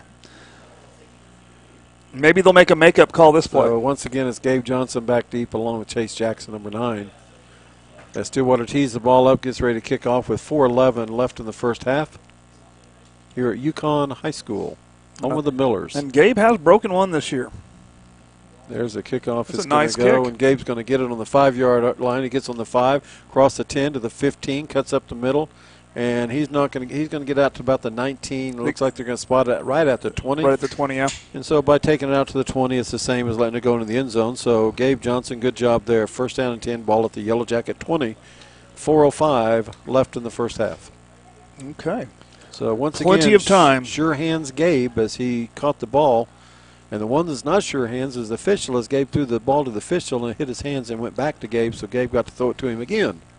So that official must have been a lineman. Oh, he's not a quarterback. He threw it to the other official, and the ball went. Remember, one of the officials got planted by Walker earlier in the game, so here we are. We're going to might be shaken up still. We got twins both sides. There's the snap. There's the give up the middle. Day Moore and he's going to get to the 20. He's going to get back to the line of scrimmage, and he's going to get nothing more. Nothing on that run by number 8, Day Moore. 2nd down and 10, and the ball's at the 20-yard line. 2nd and 10, Yellow Jackets. Chase Jackson out here to the right by himself. Gabe in the slot.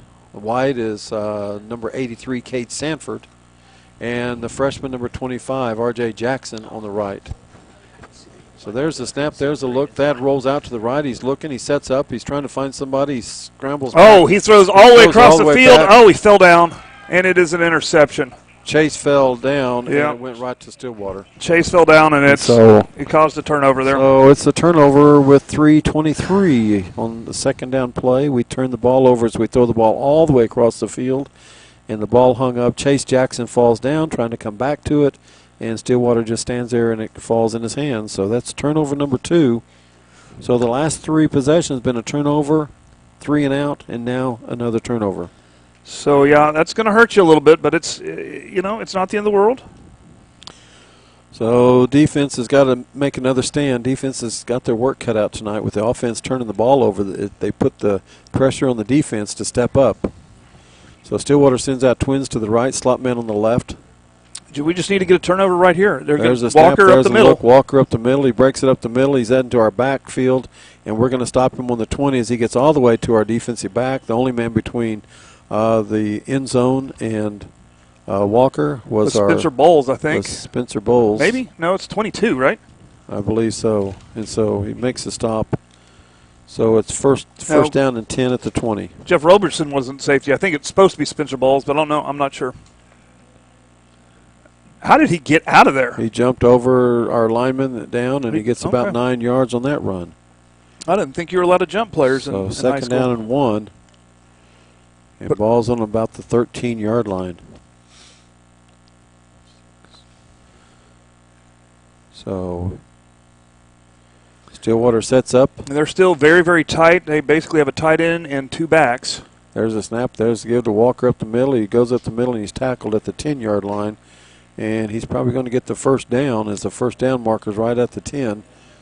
And looks like it's short. Third down and 1. All right, good deal. Third down and 1. I think we fixed our sound. So there it is. There's the snap. There's a give to Walker. Walker up the middle. Jumps again over a guy. Gets tackled on about the 4-yard line as he's hopping over people at the line. Yeah, and unfortunately, we're playing to their strength, just letting them run. Just letting them run. We need to First and goal at the 4-yard line. punch that ball free. 2 minutes left in the first half.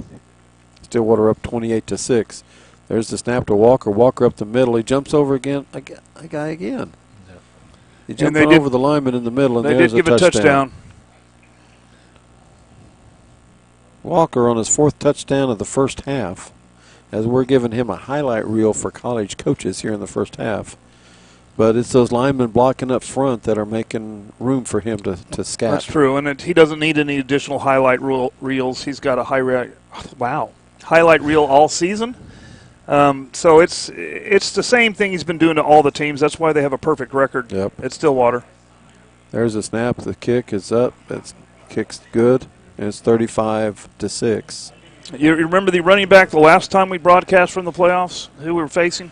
I believe that was Mr. Hill from Tulsa, Washington. Tyreek Hill? No, it wasn't Tyreek. Who was it? Justice Hill. Justice Hill, that's it. Justice Hill. Yeah. He went on to do all right at OSU, I think. Yeah, he's playing at the big boys now. No, he's playing a little pro? Okay. Yep, he's at Baltimore. Baltimore Ravens. So, that does happen sometimes where you just have somebody that's special enough to just kind of take over. But we need to just get the ball here with 2 minutes. Well, there's 2 things we need to do in the second half and as we end up the first half.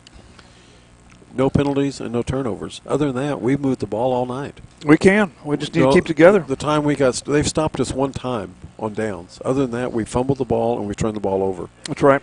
So, again, every time you look out, it's 2 things. It's turnovers and penalties that affect that. That's the only thing that slows us down. That's the right. only thing that slows the Yellow Jackets down. And sometimes. And we've been bit here in the first half with both of those 2 things. And some unfortunate calls. Oh, it's a very unfortunate pass interference call. No, that's incorrect pass interference call. We had another unfortunate call earlier. And that's not the only thing that's kept the score 35-6, but that sure didn't help things. No. You know? The turnovers are the big difference in the game, as always. 2, an interception, a fumble, it's the big difference. Yep.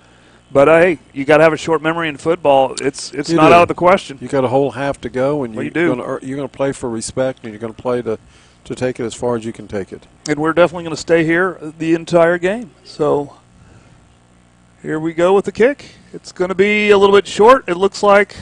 Gabe gets it on about that 12-yard line. Gabe across the 20 to the 25. He's hit at the 25-yard line. Should be right about the 25, 26-yard line. Should be. And, yeah, they're doing a pretty good job spotting the ball. We're not losing a yard every time they spot it this week. And I wish we were in the booth because all these people around here that are listening in are, I don't think that they're necessarily Yellow Jacket friendly, and there's some things that we would say if we were in a booth. But We're saying them. Well, we're saying them. So it's first down 10, Yellow Jackets, ball at the 25-yard line. But so far, both teams have been very sportsmanlike. There haven't been scrapping after the ball's down. Pretty clean football when it comes to that, so I'm glad to see that. Thad Williams out. We got trips to the left, single receiver on the right. There's the snap. There's a look. Thad rolls left. He looks for a receiver. Turns upfield. And there's a lot of coverage. He's going to get sacked at the 23, a loss of 1 yard on the play. That's what you call a coverage sack. They dropped everybody. Second down and 11. And they know that we're going to try to move the ball in the last 2 minutes, and so they're dropping a lot of people. It's a minute and a half left. Second down and 11. And this defense is good, but what makes it good is they have the personnel to run it. There's a pass. There's a quick pass. Gabe takes it across up to about the 30-yard line, picks up 6 yards on the play. I'm going to give him the 30. Let's see where they mark it at. I believe it's right at the 30 where he went out of bounds. And they're taking him back to the 29. Out to the 29. So that'll be a pickup of 5 yards on the pass to number 3, Gabe Johnson. So it's going to be third down and 6, ball at the 29. With a minute 17, we really need this first down. We don't want to give Stillwater any time. 17 went out of bounds, the stopped the clock.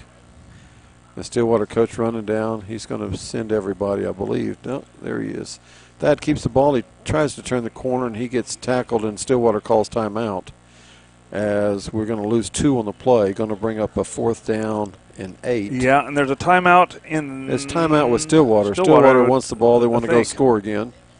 These two teams don't have real good blood against each other, as I guess this summer there was some trouble on the 7-on-7, and there was some blood, and so I think that's the reason last time we played Stillwater that they kept throwing deep, even when they were way up. So here it is. They're up 35-6 with a minute left, and they're calling timeout. They want the ball. They want to go score again. But, you're on the field to play, and so you don't cry about whatever happens. You just get out there and you play hard. So let them call a timeout. We'll go play. Our defense that's fine. will stand. First half, anything goes. I mean, it's anything goes. Well, I don't like to see anybody pull off, and it just makes you look weak. You don't pull off first half. You don't pull off. I say you don't pull off at all. You're out here to play, and if you're Stillwater, you got a game next week against Bixby if you win this thing. But first of all, the game's not over. It's not time to pull off. It's not over. But there is a time that you are supposed to pull off. So there's a see code. if we've got Wassel out there to kick. But we're not there yet. No, we got a quarterback out there. We got Thad Williams out there. Fourth down and 6. So Coach says it's 35-6, a minute left. We're going to try to score. We're going to try to get the first down. And we got, what do you call it when it's got 5 to the left? There's Thad. He gets loose and he throws the ball and he doesn't go anywhere. He gets tackled for a loss at the 25. But you know what? They responded very well to that. They covered that. That's what the coach does. We're trying to win the game. We're not trying to just play close. It's where we're not playing for next week anymore. We're playing for now. You got to win to get to next week. So it's first down and 10 with a minute 7. First and 10 Stillwater. A minute 7. The ball on the 24. And so just with Stillwater's MO, you might see them try to throw it in the end zone right here just to try to put a little on us. We'll see what they do. They're definitely not big fans of us. Well, they wouldn't have called a timeout if they weren't going to try to score, and I don't think they're going to try to score on the ground. So let's see what they do. Well, number 7 out here looking at his route sign. Yep. No, there's Walker up the middle, and Robertson pulls him down with one hand. Pulls him down. Good night. And Robertson says, "You're not going anywhere." That's 39. That's not. Yeah, That's not Robertson. For your Yellow Jackets, That's number a heck of a 39. tackle. So that's going to be Coleman. Yep, That's Zeke Coleman. Gundy back. The snap's up. He throws the ball. Too he far. overthrows number 7, and 40 seconds, third down, well, 40 seconds to play. I'm just looking. Nope, no flags. It is an incomplete pass. Yep. So 3rd down and 8. The first one picked up 2 yards on the run, and then this incomplete pass. 2nd and 8. Incomplete pass brings up 3rd down and 8. 3rd down and 8, and ball at the 22-yard line. Two Gundy backs. Back. He looks. He gives the ball to Walker. Walker taken down at the line, and That he's should be snuffed Robertson out. that time. And that's Ethan Roan, number 12. That's Robertson, number 22. And that's number 39, Coleman. And the ball's at the 20-yard line. Pick up a 2 yards on that run. That brings up 4th down and 6. And the And we ball's got at the 20. 22 and counting. 20 seconds left, and looks like Stillwater's going to – they may let the clock run out here. 18, 15, They 14. might just try to put one up in the corner of the end zone. 13 seconds. They're not even calling a play They do yet. have a kicker, if you recall. They might. They're going to the house. I don't know. Oh, no, they're going to call timeout. Surely they're going to try to kick it or throw it or Yeah, something. they're going to try to get a field goal here. So if they don't get the first down, there's no time left. Or they're going to try to run it. What they did, they said we're either going to score or it's going to be over because we're not going to give Choctaw a chance to have the ball back. I think they put 3 seconds back on the clock. So there's 3 seconds on the clock, and it's timeout. So it's time for one play. I don't think they're going to kick it. I really don't think that will happen. Up 35-6. I look for them to try to design something, and our goal now is to not let them score because we don't care if they complete the pass in front. There'll be no time left. Our job is just keep them out of the end zone here on 4th down. I don't care if they get 20 yards. We just keep them out of the end zone. So it would be, if they do kick it, it would be approximately a 38-yard field goal attempt from the left hash. And that's against a strong wind, so don't look for that to happen. Look for Stillwater to come out and try to throw the ball, try to get somebody free. You know, they got some quality receivers there. They do. And those quality receivers for Stillwater are going to be playing at the next level. Some of them will, yeah. So But they do have quite a few, quite a bit of height. Their receivers are 6'3", 6'3", 6'3", 6'2", 6'3", and I'm just looking down at their number. All right, 7, 8, 9, look here. 10. They're not kicking. They're going for it. 2 backs. They are going in the for it. backfield. And there's motion. One of the backs wanted to move. There's one in the motion. We're moving. They're moving. It should be a 5-yard penalty. Let's see. It will be a 5-yard penalty. It's definitely a 5-yard penalty. Let's see who it's going to go against. Are they going to call it on our defensive end for moving, or are they going to call it on their H-back? Oh, they're looking towards our goal line, and that guy in the down marker is walking towards our goal line. So based on those two things, I'd say it's probably going against Choctaw. Yeah, Let's see. We're not used to getting calls, so we're not expecting This guy in it. the white hat's talking. He's calling the other guy in. What'd you see? What'd you see? No, because we need to know who moved first, the H-back or our defensive end. So let's see what the call comes out here. And really, we can move. And they're walking towards our goal line. Yep. Offsides us. Goes what I against us, figured. Choctaw again. Again, this is the 3rd time that this crew has had Stillwater in the last 3 weeks.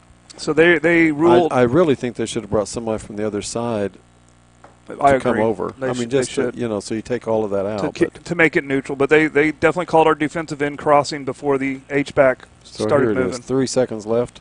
There's it up. Gundy's looking. He wants to throw. He throws it out. He throws it deep. And they fell on That's the incomplete turf. pass. Incomplete, no flag, And there's gain, no flag. half and that's over. the end of the half half. over. It's 35-6 Stillwater at the end of the first half. And that's the end of the first half. The score, Stillwater 35, Yellow Jackets 6. Yellow Jackets take a 6-point lead. And then at that point in time, Stillwater comes back and scores on a quick 3 plays, 68-yard run by Walker.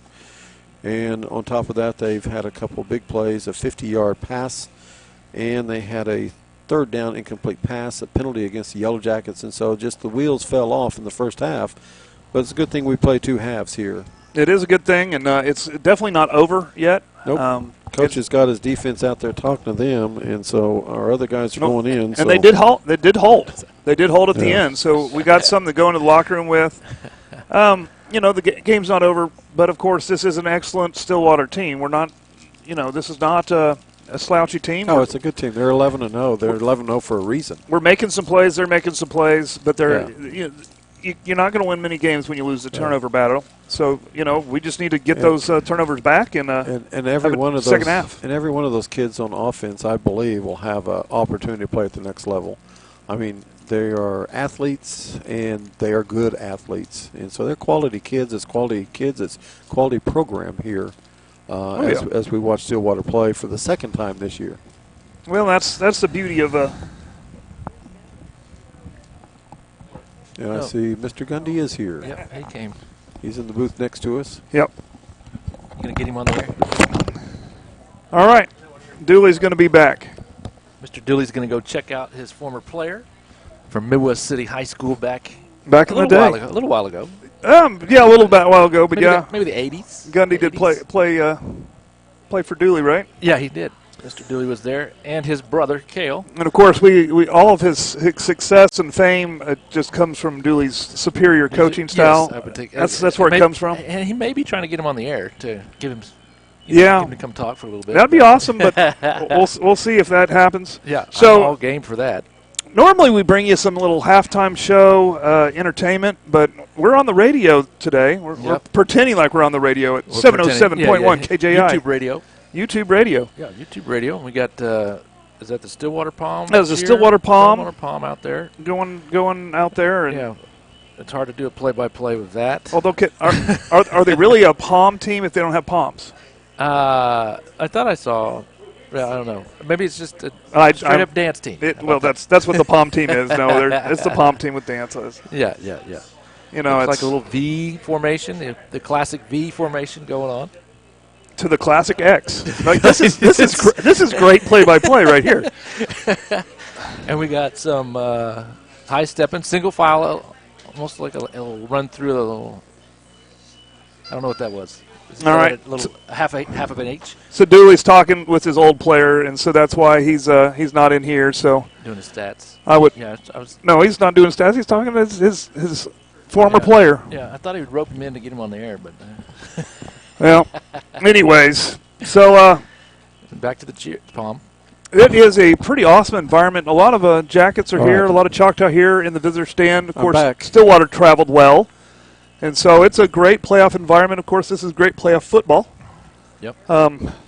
Compared to some of the teams we played at the beginning of the year, this is there's two teams disciplined, playing good football.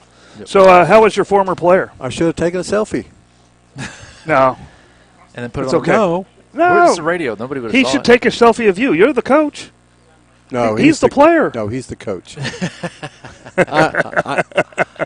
I'm not even quality TV anymore or internet. I'm back to radio. Back to radio. When were you on radio last time? I'll tell you, this is no lie. This is true.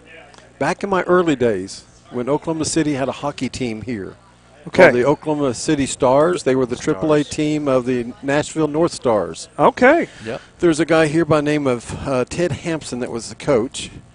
There's a guy by Teddy Robinson was doing the play-by-play along with John Brooks. Yep. Teddy Robinson is now out at San Francisco, and he does San Francisco Giants. He also does some national broadcasts, but he was right out of Notre Dame, and it was his first gig as he was here in Oklahoma City.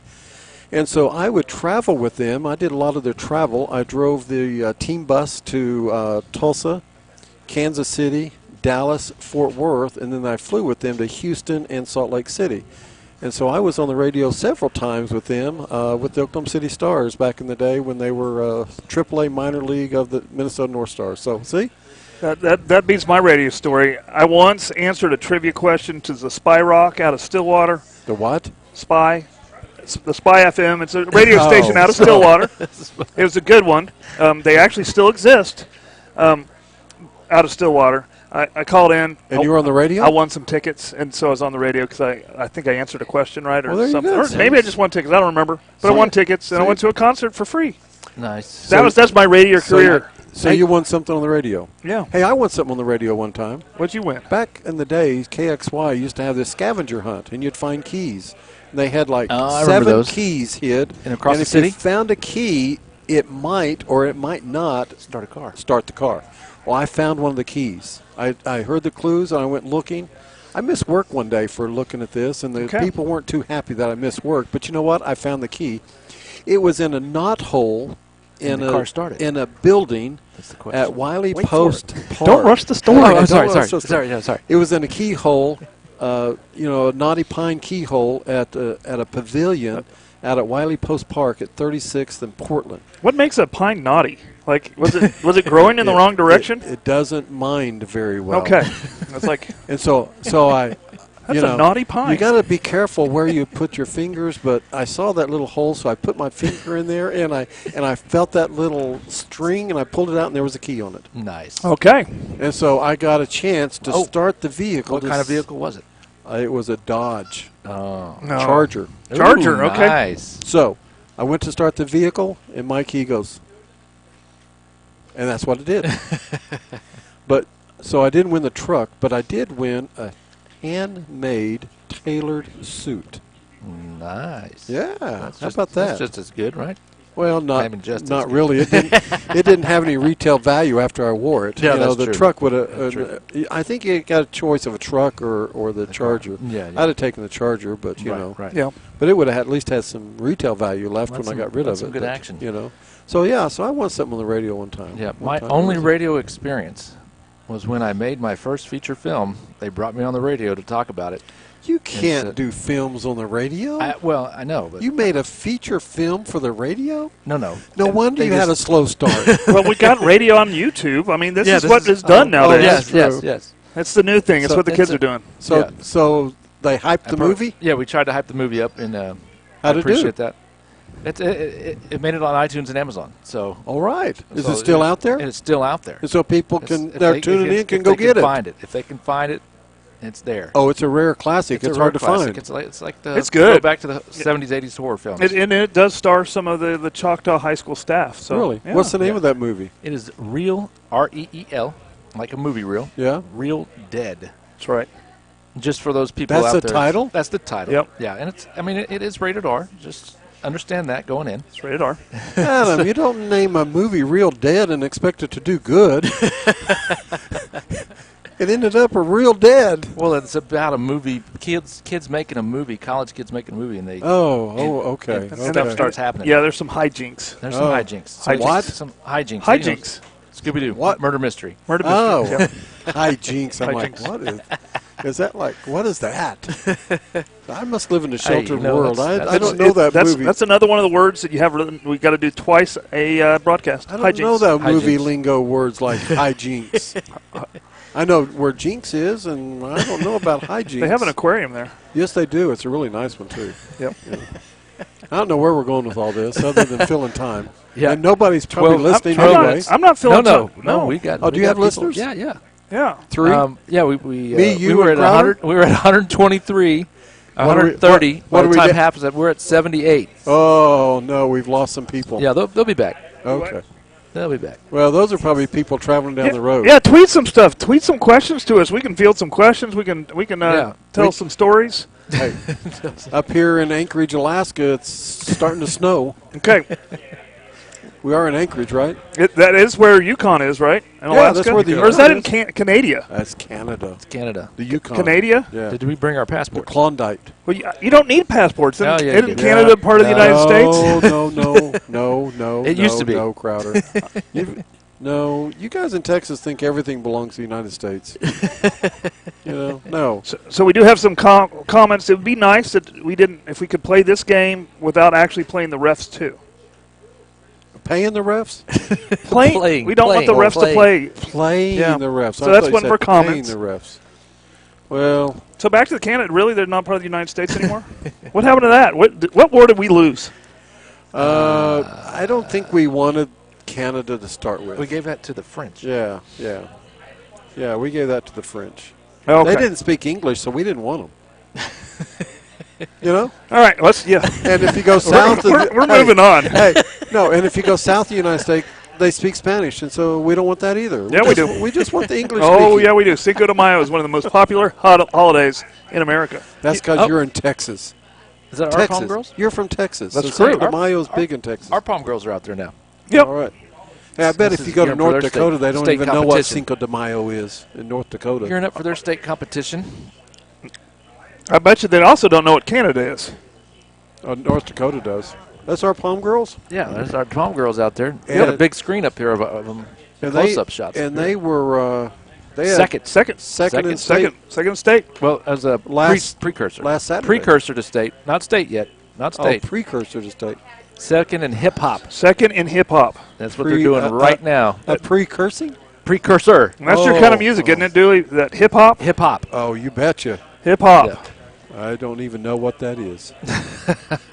I don't get out much. You know, I think they do a lot of whipping and nay-naying. Yes. So what? Whipping and nay-naying. You don't know what my name is. And they keep the horse in the back.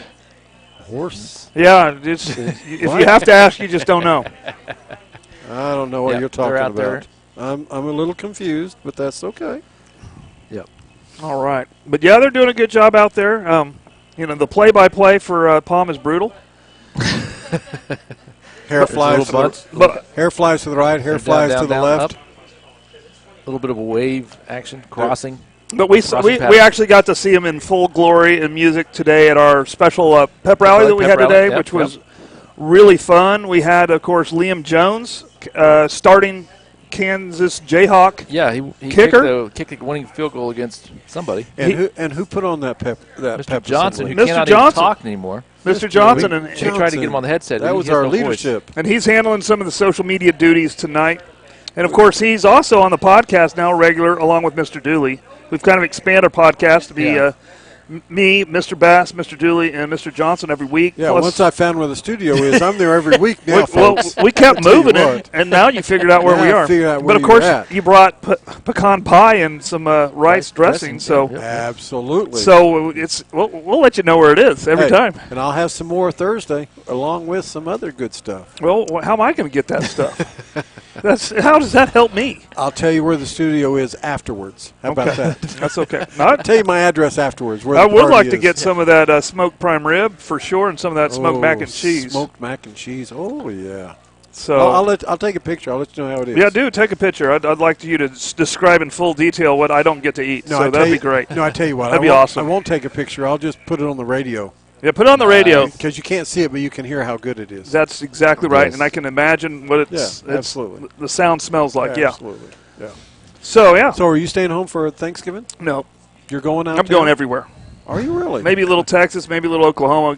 Turkey here, turkey there, turkey everywhere. That's because you're there. All right.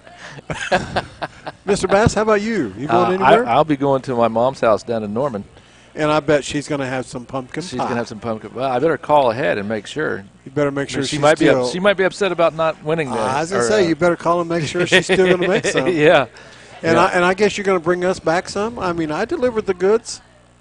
You can bring us back a piece. I'll have to ask if she might have to make another one because once it's down there, it might be devoured. Well, so I might have to tell her to make two. Yeah, I think that would be a good thing, don't you? I agree. Don't you guys think? Nothing would make the first day of school back better than having some pumpkin pie.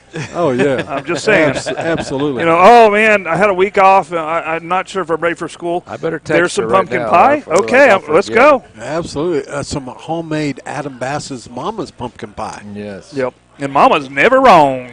No. Where else you going, Mr. Bass? Anywhere else? No, that's where everybody's going. Everybody's coming down to my mom's house. How about you, Mr. Johnson? You going anywhere for Thanksgiving? Speak up. I'm not going. I'm going to go find my voice. Let's see if we can hear him. Better turn his volume up about 30 times. Hey, guys. Welcome to the scratchy voice of Mr. Johnson. You're welcome. Man, it's like... Hey, so you going anywhere for Thanksgiving? Hey, I've got some plans for family locally. Not going to go very far. No. Not going to Missouri? No, not Missouri this time. Not Illinois? No, Illinois is out of the equation, too. We'll be down in Norman, probably not too far from down in Norman, close to Bass's Mr. territory. Yeah, go on over and get your pumpkin pie fresh. Hey, I've heard good things. All right. Well, I'm going to just stay at home too. I'm not going anywhere. I might go to the woods. You got kids coming down from Kansas City and everywhere? No, if they were, I know I'd leave. No. No. She has to work. She only gets Thanksgiving Day off, I think. She's going to come in for Christmas, but they don't let prisoners free on holidays, and so they have to stay, and they don't let everybody out because somebody's got to be there to man the fort, and so that's true. Although she's not a actual prison guard anymore, but she does the release. She works with prisoners' families and stuff on the outside, on the inside, and kind of works as a PR person. She used to work as a guard, and here's a funny story. When she first got hired on, everybody gets hired on, they start as a guard, right? Well, in order to be a guard, you got to go through some training for weapons, right? Absolutely. So they give her a rifle, and she starts shooting, and she's pretty good. She's a marksman. I mean, she can hit about anything she aims at and hit it right where you want it to. So, but the last day before they send them back after all their training, they say this. Now, remember, the state of Missouri doesn't have very much money. The places you're going, the people aren't going home. They have nothing left in life. So if they get out of hand, save the state of Missouri some money. Wow. Go Missouri. They don't really say what to do, but Absolutely. they just say, hey, here's the situation. So, Well, so anyway. Mr. Dooley, I do know that you hit the Black Friday pretty regularly. You got are you eyeballing any? Oh, yeah. Any good Black deals? Friday. I've been through Black Friday ads, and I know where I'm going and what I'm going to get and who I'm going to go watch, Get some where the tips. crazies are going to be. Tips for the listeners? Is this live? This is live. We're still live. We're still live. I can't give out tips because then it'll be crowded. Well, come on. Depends now. on what you're looking for. One good tip. Some electronics. The best electronic deals, seriously, are at Walmart. Walmart. They've got the There it is. best electronic deals. If you're looking for TV, big screen TV and stuff, you probably get one if your TV's almost old but not quite old and you don't know how long it'll be good. Go get one and put it in the closet because you'll get it cheaper and you can buy it any rest of the year. It's a good tip. I bought one last How year. much would you spend? I bought one last year thinking I might need it because my TV might go out. It didn't go out, so I still got one in the garage. Ready to go.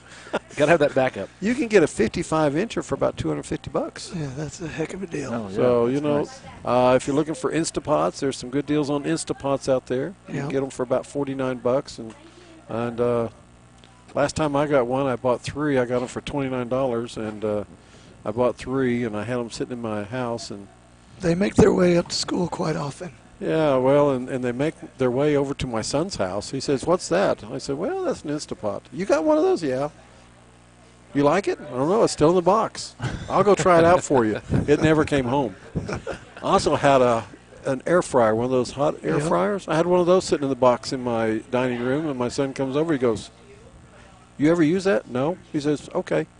It's at his house now too. So hey, that's Sean Dooley, if you're listening, Hey, how's that working out? yeah, it's working out good. I've had several meals off of that, so it's working out pretty okay, good for me good. too. So, but yeah, Well, Black give and Friday is coming up, and it will be a heck of a day. It'll be a fun day, and so there's a lot of good things out there, a lot of good deals. Hey, I will tell you this: your daily Oklahoma newspaper, if you don't get it delivered to your house on Thanksgiving Day, it's going to cost you $4 at the newsstand. $4 for a newspaper, just because of the Thanksgiving Day ads. How much does it cost on the internet? Same price? The Daily Oklahoman? I don't think you can order it on the internet. Yeah, you It's fresh. It comes. you subscribe. Oh, I don't. Just like we want people to do to this channel, please like and subscribe.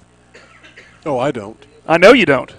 You hadn't figured out how to do it yet. I don't subscribe to the Daily Oklahoman. Oh, I don't either. I get it delivered to my house Oh, no. every day. I get it delivered to my phone every day. Don't tell anybody, but I haven't paid in 3 years, and they haven't billed me either. Okay, I won't tell anybody. Don't tell anybody. So that's going to be a secret. So no one tell.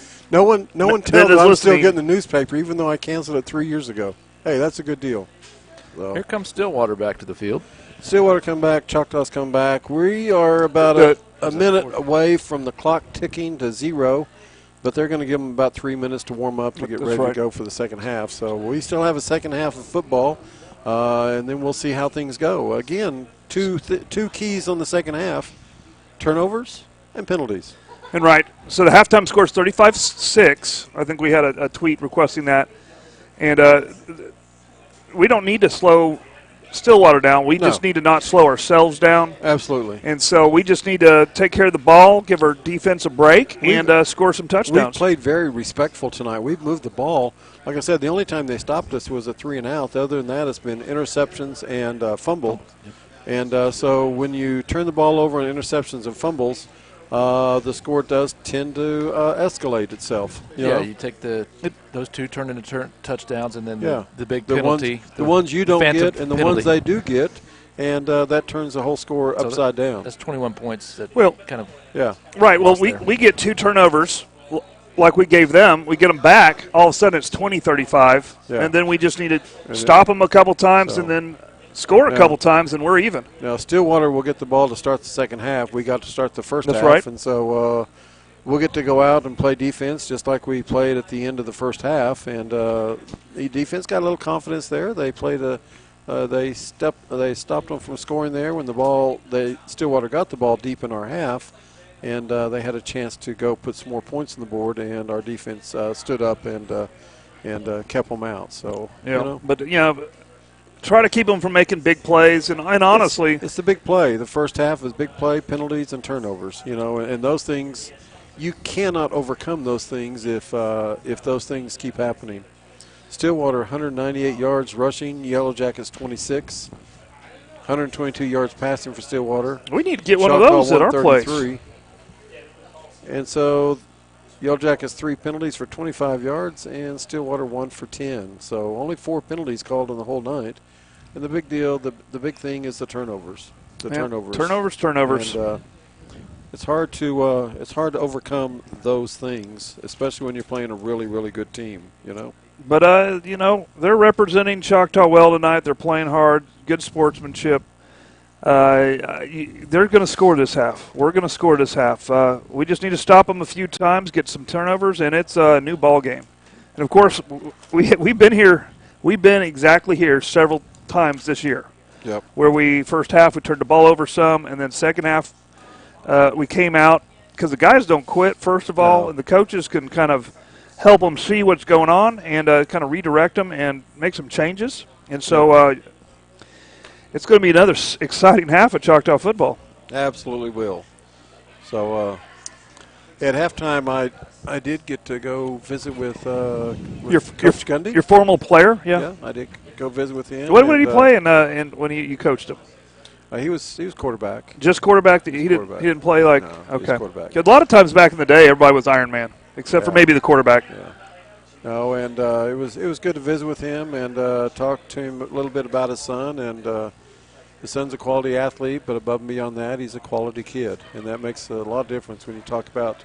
You can talk about athletes, and sometimes they're athletes, but they're not really quality kids. They just have a lot of athletic abilities. But Gunner's a good kid. Well, that's good. That's good. Along with being a good athlete, and so quality kid here, and good to see that he's doing well. But Yellow Jackets need to slow him down this half, and That's right. And play football. And again, turnovers.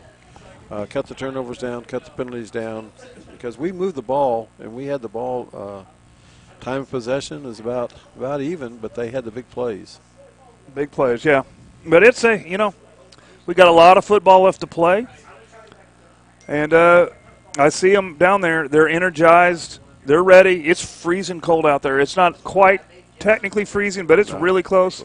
They're cold out there. They're ready to hit. They're ready to get this going. They're ready to show what it's all about. 37 degrees right here in Yukon, America. Not Yukon, Canada. Yukon, America. Yukon, America. Yeah, I looked it up. They're two different places. We're not near Alaska, so it feels like Alaska, but I do it's have Yukon, America. I do have some good news for you, gentlemen. Okay, good. I need good news. Mom just text. I'll make extra. Oh, Pumpkin Pie Monday. Thank you. I knew this was going to be a good night. I just had the feeling. Although, has she heard the podcast yet? She's checking it out now. Okay, well. Tell Mama Bass that we appreciate it. Yeah, okay. Hopefully she enjoys my music that I put over the Mama Battle. I'm sure she will. All right, Choctaw ready to kick off. Here we go. Start the second half. Looks like Dunning's going to do the kicking chores here. And there's the kick, and it's back, and they're going to catch on the 21-yard line, run it about to the 35. And he's hit 29? out there. And he's tackled out there by the Yellow Jackets, and that's going to be Tavian Robinson, number 13, making the tackle. I thought I saw Jacob McKnight, but maybe not. That's number 13, Tavian, makes this. I saw two out there. And Stillwater will start on their own 30-yard line, first down and 10, to open up this second half, and Stillwater up 35-6. Okay, you'd imagine what they're going to do right here is try to they're going to run the ball, possess the ball, keep the ball, run the clock, and get out of here, and try to break our backs a little bit. So they've got the young man in the backfield, Mr. Walker. The Yellow Jackets line up. Two-back set. There's a snap. There's a look. Gunner throws it. He throws it quick. We fall down, and he's loose, and he's down the sidelines. And we're going to run him out of bounds as Robertson catches him. Our defensive back falls right there at the impact, and so their receiver catches the ball and runs down the sideline. So it's a big pickup. Gets all the way down to the Yellow Jacket 21-yard line. Big pickup for Stillwater. There's the snap. There's a look. They throw it out to the other side, and they've got one blocker out here, and he runs. Oh, there's the a end little zone. hold, but they're not going to call that one. And so Stillwater scores quickly on a couple passes as they open up the second half, and that's number 8, A.J. Frost. He's a junior. He's 6'3", 195 pounds, as they had two offensive guys over here, two receivers, and we had one defender, and the front guy blocked, and the Frost ran to the outside, ran down the sideline for the score. So Stillwater doesn't take long to put another touchdown on the board here with the Gundy pass, completes two big passes. 11:33 left in the first half. The snap's down, the kick's up, and it's good. And now the score's 41-6, Stillwater. And of course, you mentioned Gundy's out here watching his son. He's also out here watching Robertson. Yeah, Jeff is going to be playing for him next year up there. Stillwater already signed to play up at Stillwater, and so he's looking at his incoming freshman as he's on the field tonight. Yeah, so 42-6. So this is kind of a recruitment opportunity too, to just he's already got him. Support his recruit. Jeff said Jeff said he wanted to go to Stillwater all the way along. He didn't even take any other trips, and he just said, "Hey, that's where I'm going. I've grown up a Cowboy fan. I want to be a Cowboy, and that's where I'm going to go." And he set his mind on it and didn't even take other trips. Didn't even accept any other offers. Good for him. And his goal is to play football in college, and when he finishes college, he wants to be a football coach. And he's one of the first guys in the locker room, one of the last guys out. And he's always asking the coach questions and say, hey, how would you do this? How would you do that? What do you think about this? And so he's very inquisitive and soaking in all the information he can get in the locker room week to week. So you can see he has very good vision from that middle linebacker position, and then of course he's not afraid of contact. You always see his first step, a good strong first step where he's supposed to go. So it's good stuff. And a big solid work ethic for number 22, Jeff Roberson, a incoming signee, incoming freshman for OSU next year. Going to play Division I football. I'm looking at the other side of 6A2 tonight. It's Bixby 40, Del City 13, and that's at half. And so, you're about like the our same. score. Yeah, there's a. So here's Stillwater to kick off. These are two, Bixby and Stillwater, very good football teams. The kicker falls as he kicks it, and the ball's going to be taken by Gabe at the 20. And he goes out of bounds at the 25-yard line. Yellow Jackets have first down. Their kicker slipped. That turf must be slippery out there because we've slipped covering receivers, and now their kicker just kicked off, and he fell. I don't know if there's a little bit of water on the field or what it is, but it looks like they're losing their footing down there. So, I don't know. I saw our guy slip, and I thought, what's going on? But now I just saw their kicker slip, so the footing must not be just real good down there. They probably need to groom the field, and they just hadn't done it. Just get those tires, those little plastic beads, fake dirt, smooth it out, make sure you don't have any bald spots. Yellow Jackets set up. They're going to be in the tight set. Gabe Johnson and Gabe gets it around the outside. He gets around the outside, crosses the 30, runs out to about the 38-yard line. I'm sorry, the 33-yard line. And that was an inside. Gabe set up in the slot and took it around to the left side as Gabe picks up about 7 yards. It's second down and 3. as we were in the tight set, and we got Gabe coming back from the slot around from the right to the left. He's got to the outside. Now we got quads to the left. 5 to the left. There's a pass, and Gabe takes it across the first down marker, and it's going to be first down, and there's a flag. Late hit is what that is going to be. So that'll be 15 yards tacked on to that run. Well, it should be. You don't know what's going to come out. I do. So let's see what they call. I have a direct message to that particular official, and I said that's a late hit, and he threw the flag. Let's see. Well, they are marking that way. Yeah. See, yeah. He listens well. Here's the white hat going to call it. He's going to call personal foul against Stillwater. There we go. All right. Ball at midfield, 1st and 10 Yellow Jackets. Maybe a makeup call, but we'll We take got it. twins on both sides. We'll take Day Moore in the middle. And there's the clock, and it started, and now we're going to get back into the bunch set. Back in that tight set. There's the snap, and there's a look, and there's the give Dave Johnson. to Gabe. And something There's happened. a flag, or There is a flag, yes, on the near side, at the Stillwater side of things. so it must be against the Yellow Jackets, so they would have let the flag go. Procedure 5-yard penalty. False start or illegal shift. So No, it's it's going to false be start. 1st and 15. As we were in the bunch set, we handed it to Gabe, and they stopped the play in the middle. So here we go, where you got trips left. Trips to the left. There's a snap. There's a look. There's a pass across the middle. It got deflected by the line. Deflected and incomplete. The intended receiver for your Yellow Jackets was Cade Sanford, number 83, as he was at the 50-yard line, 5 yards down the field, and the ball was deflected as one of their guys backed out and played the middle zone across the middle. And Thad didn't know he was going to back out. He read it. He thought he was coming. And that ball did not get picked, which is a good thing. 2nd down and 15. But Sanford did find the soft spot in that zone. Yes, he did. 2nd and 15. There's a snap. Thad rolls to the right. He looks. He tries to find somebody. Rolls back to the left. Coverage. He's trying to find somebody. He throws it out. And Sanford's open, and it goes off his hands and out of bounds and incomplete pass. And that was at the 40-yard line. And that would have been plenty enough for the first down, as it was right down about 1.5 yards past the first down marker. So it brings up 3rd down and 15. And what you have here with this Stillwater defense and what makes it work so well is they just have an incredible level of athlete all across the field where their linebackers can cover, the defensive backs can cover, and so they can just they're getting a lot of coverage sacks by just good zone coverage. And they run that radar defense where you don't really know where they're coming and who's coming in what hole. You have to block an area instead of a man. So here's the Stillwater coach yelling signals. There's a snap. There's the give to Thad, and he's tackled. He gets nowhere. He didn't even have time to get back to the line of scrimmage.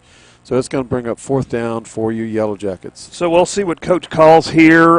They're at the 40? Looks like 42-yard line. On the Jacket 42-yard line. So and at this stage, you're down 42-6. You go for it. Yep. Because the final score doesn't matter. If you're going to win the game, you've got to have points. So who cares about the final score? You're just going to try to score every time you get the ball. Play to win. Play to win. So that's okay. We got. There's a snap. There's a look. He's back. There's a pass. A little tall. It's intercepted. It's intercepted at the 35. And he's going to be dragged down by number 25. That's R.J. Jackson, a freshman. And the ball goes to the Stillwater side at about the 38-yard line. So when you throw it deep like that, you hope that we catch it, but you hope that if they catch it, you tackle them, so it would be just like a punt. But he caught it, and he ran it back all the way across midfield to the 38-yard line where Stillwater sets up 1st down and 10. Actually at the 37-yard line. And that's definitely a high-risk pass. So Walker in the backfield, okay. Gundy at quarterback. Turnover either way. They're big receivers, number 7 and number 8 on both sides of the ball.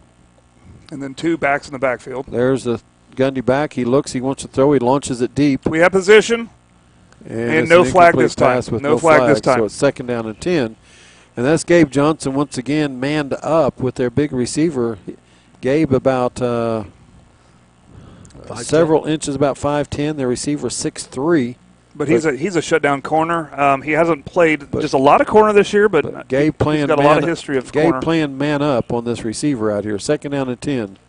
There's the snap. There's a look. There's the quick pass out here. And Gabe, being a state wrestler, takes him down. If he gets his hands on you, he's going to take you down. Yeah, you're going down. So he's going to do a takedown on him, and he took him down. He caught it. He took him immediately down, didn't get any extra yards. Brings up 3rd down and 5 as Gabe Johnson, the two-time state champion, takes down the wide receiver. If we could stop him here, then that would be a big kind of moral victory here that we can look at. There's a give to the running back. He does get the first. No, I don't think he does. Short. He's going to be short. He's going to be about the 29-yard line. He's going to be 4th down and about 2. And I just saw that L guy. And Stillwater will go for it. Need a big stop here by the Jackets. So they're just going. Gundy up under center, takes the ball, snaps, tries to get us to jump. We don't do a hard jump. count. And now he comes back to get the signal. He gets the signal. I'm surprised they didn't flag that, but they didn't. There's some movement. There's a give to Walker. Walker's going to get the 1st down, and he's going to be tackled at the 23-yard line. And so he fought his way through. We hit him, and he kept driving. He's a strong kid. He's a good runner. And it's a 1st down for Stillwater. Do we have it? Walker's a senior too, right? Ball at the 25. So. No, he's 11th grade. He's a junior. So I would imagine he's going to get some offers, at least at some small schools. Well, he'll get some, all right. Small Division I. He's a pretty good runner. 1st and 10, Stillwater. Ball on the 24-yard line. 1st and 10. Gundy calls the snap. He gets it. He throws out here to the left. This time he jukes Gabe. Gabe gets caught in the middle. Gabe does make the tackle down at the 6-yard line. 1st and goal, Stillwater. As Gundy completes the pass to the single coverage, and on that is number 8, and that's Frost again. And he's 6'3", 195, a junior. Well, right now, Stillwater's playing close to a perfect game, and that's hard to win when they're playing There's as Walker well as up the middle. Walker gets tackled for no gain on the play. It's a good stop, good quality for stop. your defense, there's number 12, Roan, in the middle, along with Donnie Wingate and along with Jeff Roberson. So 2nd down and goal. Walker in the backfield with Gundy. Gundy gets the ball. He snaps. He looks. He throws it wide. Again, they've got the 2 guys out there and the 1 We blocker. stop them short. We stop them about the 3.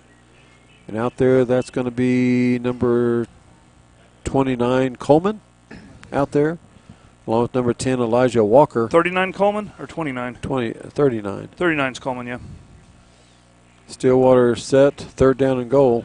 There's a snap. There's the give. Gundy takes it, sneaks it around the corner, and Gundy scores on the bootleg. No flag on that high step. I thought they were going to flag him. No, Gundy scores on the bootleg. Gundy fakes it to Walker, bootlegs it to the right. That was a nice play. It's a good on Gundy. So now it's 7:30 of the 3rd quarter. Stillwater up 48-6 with the oncoming extra point. And they're going to go for the 1? Yeah, they're going to go for it. Yeah, see, the math person in me, I just want to go for the 2 just to make it even 50. It's been a while, but remember, Yellow Jackets had the lead in this game at one time. That's true. 6-0. That's right. I remember. There's a snap. The kick gets up, and it's good, and it is now 49-6. All right. With 7:30 left in the 3rd quarter. All right, let's go through our sponsors again. We got EOC Tech, SWM & Sons, Dave's Driving School, Dr. Gaspera DDS, Mid-Dell Vision Source, Tyler's Pest Solution, Bruno and Dunn, AIR Plus, and Darren McKelvey, Farmers Insurance. And just I got to hang out with at Bruno and Dunn talking CHOCTAW football, and so I've been tweeting every so often just some of their furniture for different styles. So check out our Twitter account and see some of these furniture. And you know what? If you want to go shop furniture and talk CHOCTAW football, that's always a good place to go. And a lot of people in the stands across the way for the Yellow Jackets. A lot of people here supporting the team, and they're still here. They're still supporting here. Oh yeah. And in Yukon, a lot of people out for the game tonight. So Stillwater getting ready to kick off again. And back deep again is Gabe Johnson. The balls come to the left side every time. Back there also number 11, Ziegler now. But the balls come to this corner on the near side, on the side that we're at, to Gabe Johnson. And Gabe normally gets it somewhere around the 5-yard line. Gabe gets it out to about the 25-yard line. So if the status quo holds, we're going to catch the ball on about the 5, and we're going to take and we're going to run it to the 30. The 30, the 25 to 30-yard line. You never know with Gabe. He can just get loose. We got pretty good blocking on special There's teams. A kick. Gabe's Gabe's Oh, going to it's come up, and it's going to dangerous bounce bounce. free. Gabe's going to get And on it, Gabe though. falls on it, and the Yellow Jackets get on about the 14-yard line as it bounced and went sideways. And it was As it went bouncing forwards sideways, and backwards, knuckling across sideways. It was a short dangerous kick. ball. It fell short, and then it just started bouncing around, and Yellow Jackets did get on it. And so they're going to start out on their own 14-yard line. First down and 10, Choctaw. 7:27 here in the third period. Yellow Jackets down a big 49-6. All right. Well, what's nice about this is the whole playbook is open. They can do whatever they need to do. No end pressure, arounds. no pressure now. You just go play. There's the snap. There's the give Day Moore. Day Moore across the 20 out to about the 22 as he picks up 8 yards. That's their senior, number 8, Day Moore. Right. Second down and 2 for the Yellow Jackets. Day Moore single back. Gabe Johnson out here to this side on our side along with Cade Sanford. R.J. Jackson, freshman in the slot. There's a snap. There's a look. There's a give to Day. Takes it around the right side.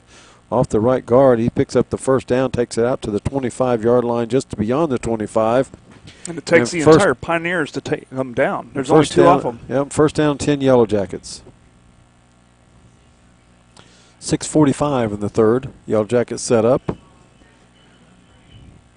Now R.J. Jackson comes out in the far side in the slot, trips to the right. There's the snap. There's a look. There's a keeper. They read that well. They've got on Thad. Thad gets back to the line of scrimmage, and that's it. Second down and 10, and I think they've probably seen that on film. Stillwater had that defensed really well. Second down and 10 for Stillwater Pioneers. Trips to the right. Jackson out here on the right side along with Gabe Johnson and Cade Sanford. Looks like Chase Jackson on the left by himself. Gabe Johnson over here. There's a snap. There's a look. Thad's back. He looks. He's got time for change. He rolls out. He keeps the ball. He's going to run it across the 30. He's going to come up about a yard short as he crosses just short of the 40-yard line. And he had to get just beyond the 40. And so it's going to be, looks like they're going to call him out just short. He's got to get to 41. So third down and about a yard and a half. We'll call it 2 here. Third down and 2, 5:56. And Stillwater had a brutal zone, and all the receivers were pretty well covered on that one. So there's the snap. There's the look. Day Moore gets it. He crossed the middle. He's going to get the first down, and he's going to be dragged down at the 44-yard line. And I don't know what that last jump on was all about because Day was already on the ground. On the their ground. guy come in and jumped on top of him. They could have not. I don't think they blew the whistle. Maybe not. 40-yard line, first down and 10 Yellow Jackets as they pick up another first down here. Day Moore in the backfield. And we got a 3-back set. We're in the tight set now. Not we anymore. Stretch out to the left. Day Moore single back. There's the snap. There's the look. Day Moore back to help block. Thad rolls out. He looks. He finds a man. He throws it. Interception. Another turnover. Cade Sanford gets him and takes him down. And there's a flag way away from the play. There's a flag way on the other side, and I'm not sure. This is probably going to be some kind of illegal tackle, but there's no way he saw it from over there. Well, I'm hoping that was a hold on our receiver, so our receiver couldn't get to the ball. It was after the interception. It was on the tackle. Well, it took him a while to get his flag out. I'm not sure. I'm not sure how he could have seen anything from over there. But see what he calls face mask. I bet. Yeah, his face. Nope. Pushing the back against Stillwater, so it'll go against Stillwater but after. I think it's after, yeah. After the turnover, after they get the turnover, and that was just effort trying to force something, trying to make something happen downfield. As Stillwater, the coverage is, and we saw this the first time we played Stillwater. Their coverage is it's confusing and it's really good. So another turnover helps the Stillwater Pioneers as they're already up 49-6. And so Gundy in number 12 at quarterback, Walker in number 1, the running back. There's a snap. There's the give to Walker. Walker takes up the middle, and there's number 8, Day Moore, in there to make the tackle. And they're over here on our side, so we can see them, along with Donnie Wingate, number 89. So along with the Yellow Jackets, looks like number 44 in there to make the tackle for you Yellow Jackets. There's a snap on the next set. Walker around the outside. He gets to the outside, finds a seam. Day Moore gets him. He breaks back to the inside, and he keeps running. He's down at the 40, down at the 39, first down for Stillwater. Walker takes to the outside, finds the seam, gets back to the inside. He's quick, and he can move right to left. 44 is Davison. All right. First down and 10, Stillwater. Gundy takes the ball. He looks. He's going to throw. He throws it out here to the outside, and it's complete. And he's immediately tackled by your Yellow Jacket number 3, Gabe Johnson. That's No, Angel Ackerman. I'm sorry. That's Ackerman. No, 30. 35. 35. I think that's Angel. No, Angel's 23. That's Robert Ellis. Ellis with the tackle. Ellis. Second down and 6. Gundy takes the ball. He gives it to Walker. Walker up the middle, and he's gone to the end zone. As he broke to the inside, and the waters parted, and he scored. So 4:18 left in the third, and Stillwater puts on another touchdown here at 4:18. Yes, they did. This is a fine football team that we're playing. Unfortunately, that is the way it works.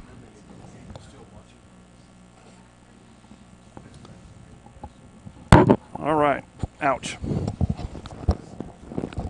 All right. So they're going for the extra point here. They're going to try to kick the one to make it 56.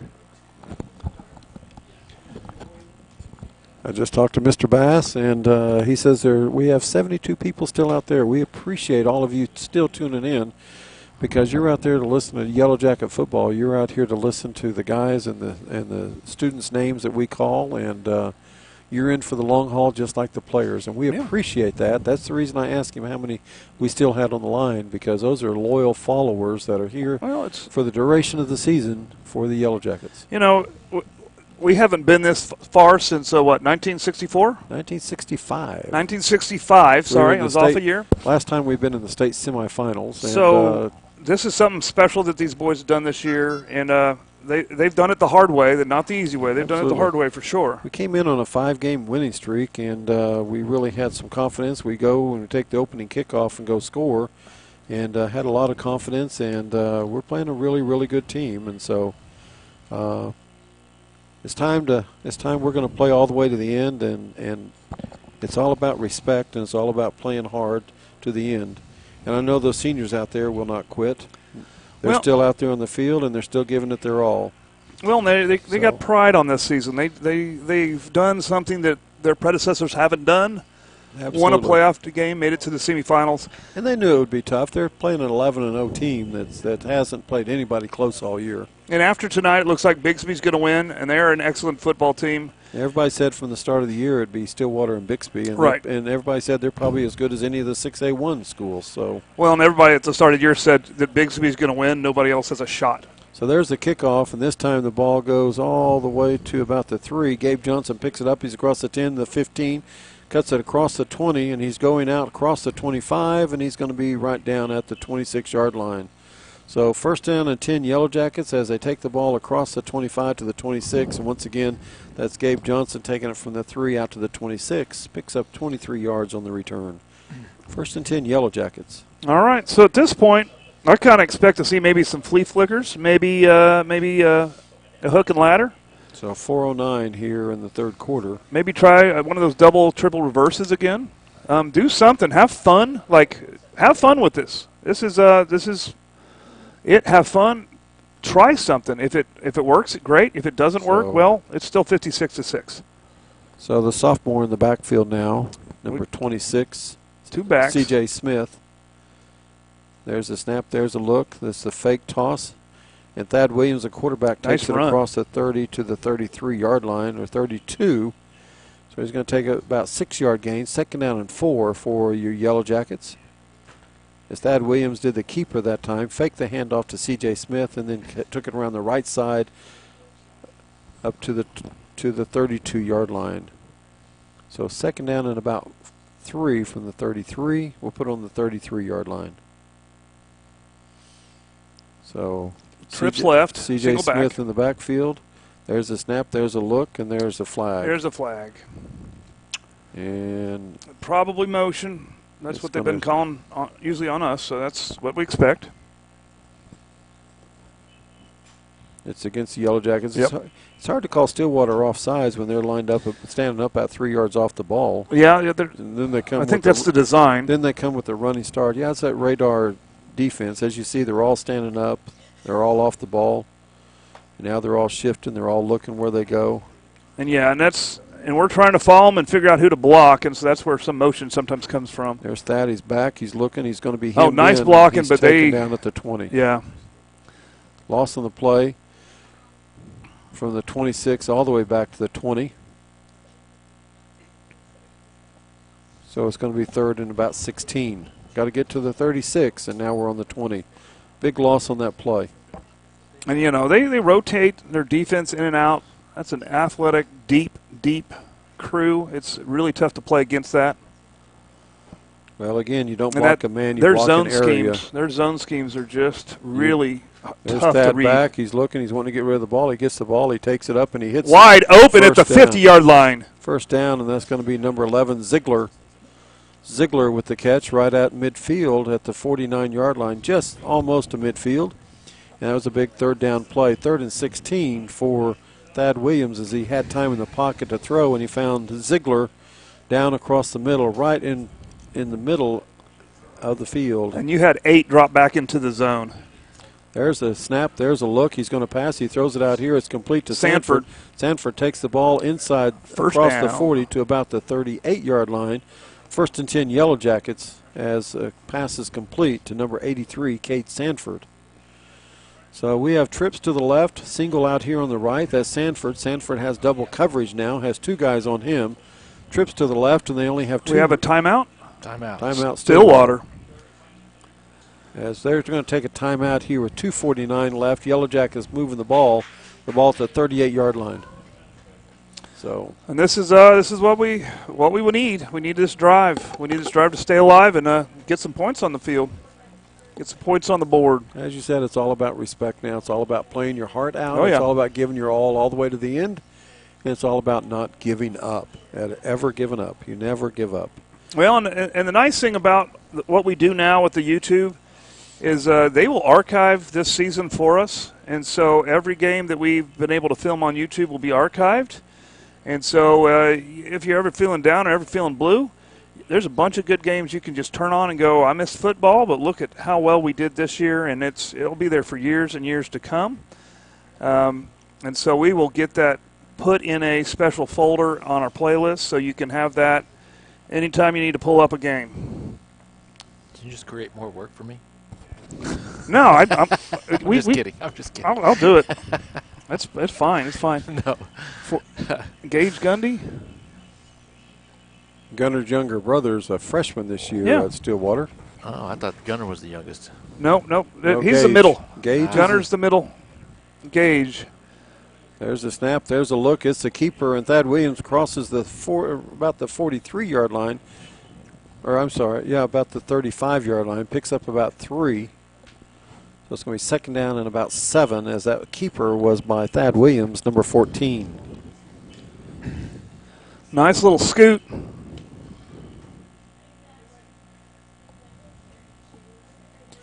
There's the snap, empty set. Thad's back. He looks. He wants to throw. He drops the ball. He gets it back, but it's a loss on the play. Beyond the 40 to about the 41-yard line. And now it's going to be 3rd and 12. 3rd and 12. Have to get to the 28. All right. Well, we got 2 downs to do it, and so that's just fine. So empty set again. We don't have any helping backs back there blocking for Gundy. For Thad Williams. As we have quads on the left. There's the snap. Roll Thad out. rolls out. He tries to find some room. He throws it across the middle, and Open it's complete. caught. There it is to Ziegler. Just a shoestring away from a touchdown. Ziegler's pulled down at the 16-yard line. 1st down, Yellow Jackets. That was Ziegler, number 11, running the crossing route across the middle of the field, running the deep slant, and Thad found him open to get the ball to him. So 1st down and 10, Yellow Jackets moving the ball now inside the 20 in the red zone. All right. They spot the ball right at the 15-yard line, so it's 1st and 10. Let's get this in. Let's put some points on, Sophomore boys. C.J. Smith in the backfield, freshman R.J. Jackson on the right. And there's Thad. He rolls out. He looks. He throws it, and he's trying to hit Gabe. But the throw's low, hits a shoe tops, and the ball's low, and it's incomplete. 2nd down and 10. Gabe was open on the route, as he had the outside. He was set up on the left, running to the outside to the far sidelines, and he was open, but the ball hit the shoe tops. Yeah, pretty good placement. Just, they disrupt the routes so well where it just moved them off that time. Coach is getting the signal in. Thad looking it over. We have Day Moore now in at the back. C.J. Smith goes to the sidelines, number 8, we're in the tight Wildcat. And Yeah, there's Wildcat. there it is, and He's it gonna goes throw. to Thad, and he's going to throw, and he throws it deep. Oh, And there it is. There's There's a a pass flag. interference. So we got tackled. There's a flag. That was Kate Sanford got Wow. taken down on about the 2-yard line. And the officials do throw the flag, so it'll be a pass interference call. It'll be a penalty and automatic first. Yeah, I could see a mouth to the white hat. Do I have to throw it? And then he said, yeah, you got to throw it, and then he threw it. So Well, he had 2 we got people, it. and it was hard to tell if he feet got tripped up or what happened here, but they threw the flag, so Hey, we'll get the call. I used to coach defensive backs. He was open. He was going to score. You push him down. That's what All you right. do. You force them to actually First and play it. goal, Yellow Jackets, ball on the 7-yard line. First and goal. Now C.J. Smith comes in. No, that's R.J. Jackson in. Day Moore in the backfield. Day and Thad looking, trying to get the call right. We're going to basically be in a 3-back set where with We're 2 in the- H-backs. It kind of looks like that We're in old the- wing T. We're in the tight set. Day Moore gets it, hands it to Thad. He throws it up. Oh, and is it? Oh, he drops it. He drops it. It was a little flea flicker, and Day Moore set up. The ball was snapped to him.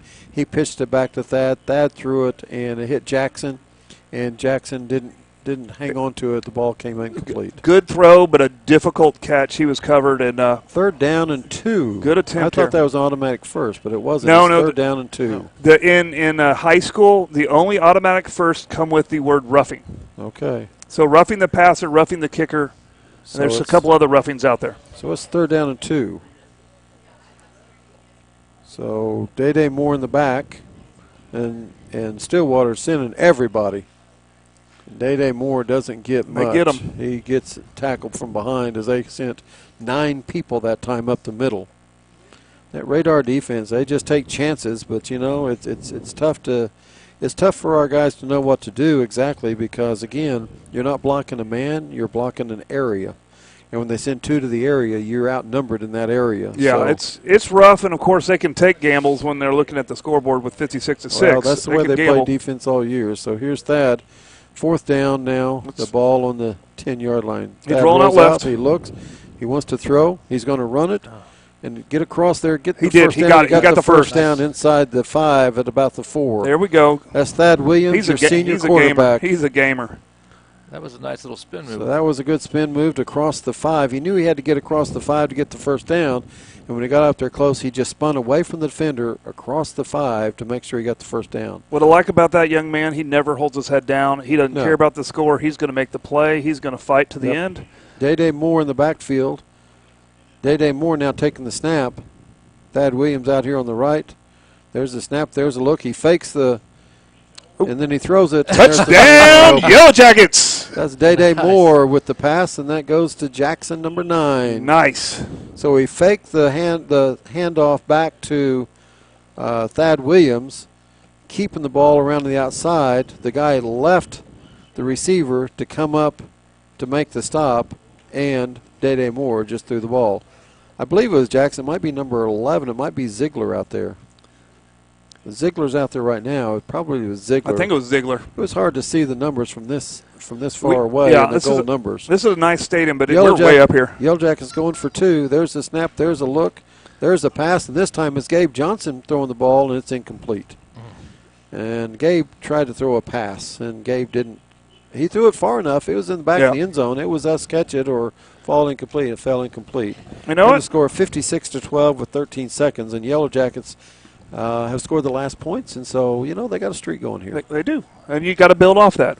We got 13 seconds. Did you say? 13 seconds left in the 3rd, and then we got the 4th, and we'll see what happens. So, play for pride. 56-13, and that's a sign that the Yellow Jackets haven't quit as they drove the ball down the field and scored. Here with 13 seconds left. Well, that's And right. that was a pass from Day Moore, and I believe that's the first pass, first touchdown, and that might be the I think he's thrown a couple passes. He doesn't throw it very often. And unfortunately, I think, that means he's the most efficient quarterback of the year. That may be so. Touchdown pass. Although I don't think one for one, I don't think that counts. It always counts. I don't think you can call him the most efficient quarterback. I think you have to have at least, 20 attempts. And the other good thing is Mr. Ziegler got him a touchdown. He hadn't caught the ball a whole lot in the last several games, but we haven't called his name, especially in the end zone, but he catches the touchdown pass, so Ziegler with the touchdown. It's just as important to block and do all the things that they do as receivers. So doing the kick and chores, it looks like it's number, it looks like 26? That would be That's Dunning. C.J. Smith? No, Jacob Dunning, 26. But he's a lefty. This kicker's left-footed. No, that's not Dunning's 29. Oh, yeah. Is that 30? I don't know who that is. We'll see. There's the kickoff. He's returning it. It's out here, and no, that's number 20. That's Reed DeQuazy again. Okay. There's not an 8 on that, is there? No, it's number 20. That's Reed DeQuazy, freshman. I'll have to ask him on Monday if he did the kicking duties. That's a freshman, number 20. So we got freshman R.J. Jackson playing, freshman DeQuazy playing. We have sophomore C.J. Smith playing. So we've got some youngsters getting some semi-round playoff experience. Yeah, I think Jacoby McClain There's is a out pass. there. It's quick. It's out. And number 35, we get him. He gets loose. He's running down the sidelines, and he falls. And he knew that we were getting ready to get him. And getting ready to smack him was. And that is quarter. For the Yellow Jackets, number 29 for your Yellow Jackets was on the defense that time, coming over after he got loose. And for your Yellow Jackets, number 29 is Jacob McKnight. And that's the end of the quarter. That's the end of the quarter. 56 for the Pioneers and 12 for your Yellow Jackets. So we're going to look at the other side of the thing real quick here. And I think the game is going about the same way for Del City. Yep. I don't actually have an update for the last quarter. Let me see if I can get that. Yeah, it's 40 to 13 in Del City. Bigsby has called off the Dogs, and they're going to try to wrap up Del City in just a little bit. What's the 6A1? Do you have any of the 6A1 scores? I can get 6A1 if you want it. Let's go ahead and give some of them out. I might even have Class B. Who knows? Hey, if you have Class B, see what Burns Flat is doing. Okay, I'll try. I do know Jinx is in the third quarter, 48 to 13 more. Over more. Oh my. And then Broken Arrow and Owasso is not today. It is the 23rd. Oh, okay. So see what Class B, see what Burns Flat Deal City's doing at Shattuck, I believe. We're going to hit Class B. We're going to get all the classes that you need. So which one you want? Burns Flat, Dill City? Burns Flat, Dill City. They're Unfortunately, Shattuck is 40 and 40 to Burns 20. Flat, Dill City, 20. Just say where they're at in that game. They're at the fourth quarter at some point. Gosh, All dog, right, come here we on. go. All right. Stillwater going. Stillwater back, calling the call. Ball's at the 43-yard line. And there's a flag. Of course there is. And it's against Stillwater. Motion. We'll take it. So that'll be 1st and 15 now for Stillwater Pioneers. And that ball goes back to the 37-yard line. And let's take a look here. And I believe they have a different running back in now. I believe Gundy's still at the quarterback. There's a Gundy with the handoff. And pickup of about 2. And let's get that number for Stillwater. Yeah, I'm trying. I'm looking at it. You get, is it number 2? If it's 2, that's a linebacker. That's Gibbs. Okay. It might be a 2. 5? Number 5 is a new running back. Sean Preston? Sean Preston. Maybe He's so. a senior running back, getting some semi. But we did get 12 for Gunner still in? Yeah, Gunner's still in. There's the snap. Gunner throws it. He throws it, and it's Too just high. out of the reach of the receiver. Once again, that receiver for your Pioneers. I believe that's number 8 over there. The Ocho, A.J. Frost? No, that's not 8. Not the Ocho. It's hard to see numbers from up here. I think that might be maybe 9. 9? Anthony Bland. Yeah, senior. Senior. Yeah. So it brings up third and about 13. They're both 6'3". There's a snap. So there's a give up the middle. Running back gets loose. And there's the hold. They got the hold. There's a holding call. He picks up the first down, but there is a flag over there. He ran around to the left side, found an opening, and was approaching the first down marker when there's a hold against Stillwater. And so third and about 13, he gets it all the way across the first down marker, but a hold is called at the 50-yard line. Now, really, the officiating's been pretty good tonight. Oh, We've got to say that. There's been one flat-out wrong call. Just that pass interference. But at the end of the right now, it's just about a 6-point difference. Third down and 12. The ball on the 40-yard line. The penalty marks it back, so it's third down and 12. And we're going to get called for 5 yards offside as we cross the down. That's number 89, Donnie Wingate, so as he thought he saw somebody move, and he went across the line. And we just gave it back. That's okay. Caught with his hand in the cookie jar. We just gave that back. Third down and 7, ball on the 45-yard line, as they've got across midfield to the Yellow Jacket 48. Third down and 7. Stillwater looking to get the call from their coaches. 10:54 left in the contest. Gunner talks to the running back real quick. There's a snap. There's a look. There's a give to the running back as he's crossing midfield, and he's going to be tackled for about a 2-yard gain. And in there for you Yellow Jackets, number 89, Donnie Wingate, and number 22, Jeff Roberson. They're sending out the punt team. Along with number 39 for your Yellow Jackets. 39 for your Yellow Jackets is going to be Coleman. And Stillwater going to punt here with 10:26. Fourth down and about 6. All right. Up 56-12. So they're going to do this swinging gate punt is what this is. Well, perhaps. Who knows? Well, that's what the formation is. There's a punt. We almost get it blocked. That's a nice looking punt. We get under. Oh. No. Oh no. Oh, That's the first time all year, and I guess I jinxed him earlier. Muff punt, and it was a high punt. That was a nice high punt. We muffed it, and sorry, Gabe Johnson. I did that to you because earlier I said you hadn't muffed a punt all year, and we called you Mr. Hands. And man, it come to haunt you here at 10 minutes down, 56-12 in the fourth quarter, and I am sorry I did that to you. The nice thing, it probably will not make a difference in the game. No, it won't. So, but I know that young man will feel bad that happened. Yeah, well, he'll take it personal. He will just, the next time we get the ball, he'll just go that much faster. So maybe that's a good thing. So the ball's on the 13-yard line, first and 10, Stillwater. Ball on the 13. There's the snap. There's a look. There's the flag. It's going to be motion, Stillwater. So that'll be a 5-yard penalty. So it'll be, instead of being on the 13, it'll be on the 18, first and 10, or first and 15, ball on the 18. It looks like we're in a 3-back set. So, or at least a tight end and 2 backs. So the runner for the Stillwater is still number 5, Sean Preston, a senior. He's 5'9", 192. So. And what's interesting in this set, the outside offensive lineman is an eligible receiver. There's a snap. There's a look. Gunny's looking. He's going to throw, and he throws it. He's open. He's got a guy open. And well defended, but they're going to throw the flag. There's the flag. As we had the inside, and they're going to throw the flag on us, although we had the inside. Yeah, but we weren't looking back. Didn't turn but around. I don't think you have to look back. You do, because face guarding is illegal in high school. And so if you don't look back, then it is pass interference. So that'll be a penalty. That's a penalty. And that'll be, the ball's on the 18, should go to the 9. But if he just swung his head around and made contact, then he would be the receiver, and it wouldn't be on us. Ball goes to the 9, so it's first down and 5. They have to get to the 4 for the first down. So, yeah, I'll argue the first one. I'm not going to argue that one. So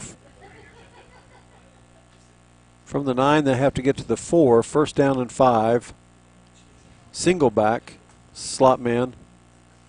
There's the snap. There's the give to number 5, and he's going to break it across the 5 down to about the 3.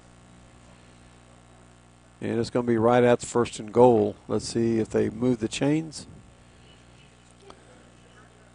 Well, he says. And it's first and goal. It's first and goal, yep. Ball at the 3.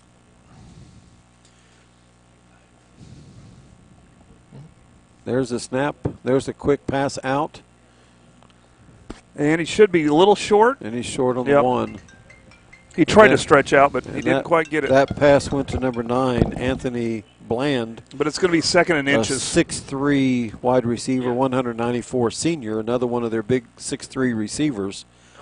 Yeah, they got As it. Got all about of the 2-foot line. As all of their receivers are 6'3" and over 175, 180 pounds. A plethora of receivers at that size. Yeah, okay. 8:45.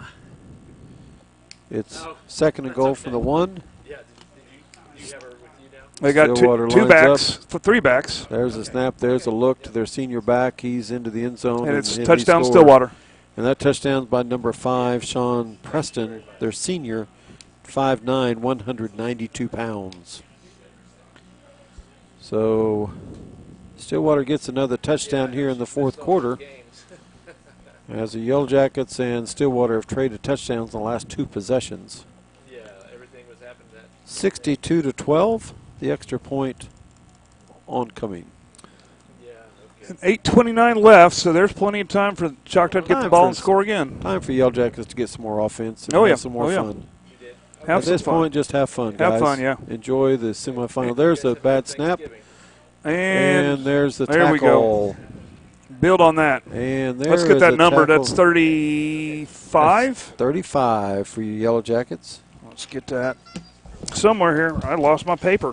It's gone. It's Ellis, Robert Ellis. Robert Ellis with the tackle. So That's that right. extra point goes awry, and so the score 62-12. So Yellow Jackets getting ready to get the ball in the ensuing kickoff. 8:29 left in the contest, and they're down 62-12. And I would imagine that it was at least the older Gundy's last series. They're going to try to keep him healthy and Well, and out of harm's way. And here again, that scoring touchdown by Stillwater was aided by the turnover. Once again, a turnover is the culprit. A culprit of the night is turnovers, and they have hurt the Yellow Jackets tonight, as we've been snake bit on the turnovers. Yeah, a little bit, but but at least Stillwater never felt comfortable backing off. They are too scared of what we can do to them, and so they've kept their starters in. Yeah. Here it is, 62-12, 8:29. Yellow Jackets getting ready to get the ball, and once again back is Gabe Johnson, and along with Cade Sanford, number 83. Johnson and Sanford back deep. Ziegler, number 11, up at the 20-yard line. Gabe back at the 5-yard line, and Sanford at the 5. Ziegler at the 20. So Stillwater spreads out, getting ready to kick off. They have the wind to their back, so it should go into the end zone. The pretty stiff wind out there. And there's the kick, and it goes Into the end zone. That's It'll come out. touchback. So Yellow Jackets take over first down and 10 from their 20 as play gets ready to resume here in Yukon, Oklahoma. So Yep. So we'll see what we call. And this is just time to have fun. Thad Williams in at quarterback. We're going to have trips to the left. Empty backfield. Empty backfield, no help in the backfield, and they're going to They're send sending 4. four. Actually 5 on that play. Let's see if they get a new call. So let's see what they do as they look over. We're going to have trips, and that's going to be, we're going to get set. Our So trips we're are still actually, moving. we have an extra man on the trip side. Hopefully they see that. They're sending 5. And Thad looks, and he's going to get tackled, and he's tackled for a loss. A little high, but they're not going to call it. Gets tackled at the 15-yard line, loss of 5 on the play.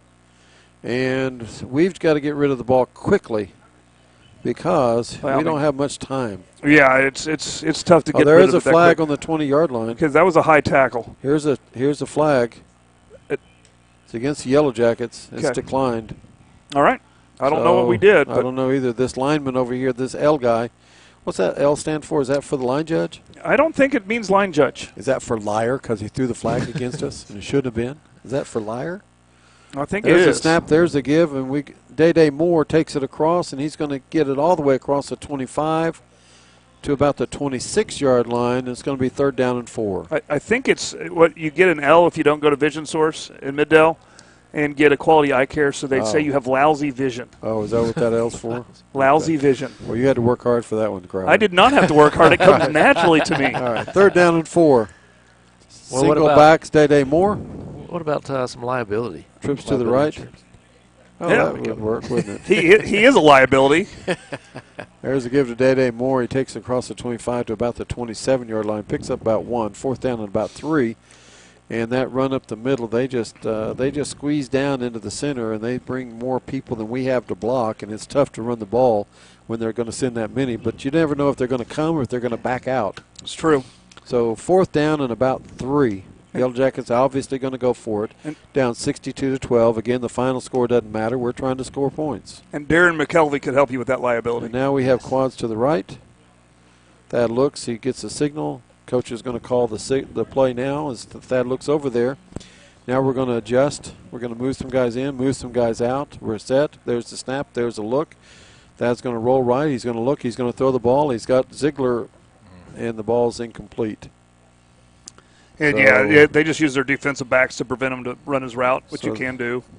So they had 6 guys back and had 5 up, and the 6 guys in the back had the field covered.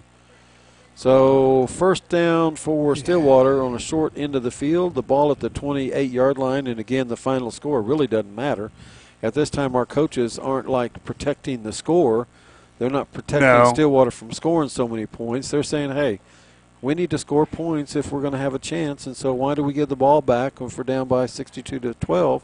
Go ahead and take the ball. Go ahead and do what we can do. So, some people will say, well, that's silly to turn the ball over down 50 points and you're on in the field. But on the other hand, what do you have to lose at this point? And let's see who they have in. It should be, I see 21 is in. I guess 21 is in as their quarterback now. And that's Mason Butler. That should be a running back. It's a running back. They're in a Wildcat then. There's the quarterback. Number Caleb 3. Allen. Caleb Allen is in for Stillwater at running back. Well, he quarterback. He probably didn't know he was supposed to go in. Yeah. So they got a delay of game. He probably thought they had everybody in the game except the quarterback. Nobody was there to call signals, so they had to delay a game. But he probably didn't know it was his turn. He's a junior. Well, Number 3 for all of you out there is Caleb Allen. He's a junior quarterback. He's 6'4". All of their guys are 6'3" or 6'4". So there's the handoff to the running back, and he's going to get to the 30-yard line. And so it's going to be 3rd down and about 13. which is good. They're not going to try to run it up on us this time. They're just going to try to end it. They're going to get some guys playing experience. We got somebody down. You hate to see that. With 5:32 left in their year, and we've got a guy down. We do, and we don't want anybody hurt. Either side. Either of the side, ball. correct. So last thing you want here with 5:30 left in the contest, especially if you're Choctaw, to have somebody go down and somebody get hurt. Yeah, and the sportsmanship tonight was vastly improved over our first meeting on both sides, and everybody's been playing hard and playing by the rules, and that's nice to see. Stillwater coaches out there to check on the Choctaw athlete along with our trainers as they're looking to see what they can do and checking on the injured player. Because it looked like, well, I can't give you a number. It looked like an arm issue. Looks like one of our linemen, perhaps. That someone bent his arm wrong. Let's see who it is. Yeah, we're not going to be able to get a number probably. There it is. There it is, 22. It's Robertson. That's Robertson. As he's walking off. Robertson walking off. He looks like he's okay. He looks good. Moving both arms, moving both legs, and he's talking to him, so he must be okay. He's a tough kid. Yeah. So. But if you're not sure, don't get up off the turf. Have them look at you. Yep. You're just missing one play, and if you're actually injured, you don't want to make it worse. 2nd down and 13. They've got a 3-back set. Man in motion. It's kind of that power pistol or that There's a running diamond. back, and he's going to get to the 24-yard line. It's going to be 3rd down and about 9. And they're over there checking Roberson out right now. I can see on the other side we don't have a tent or anything for us to go into, but Robert's back behind our trainer. We Robert do have a Polk. tent. We're just not using it. Oh, that's for our linemen to get in. Okay. Yeah. 3rd down and 9 for Stillwater.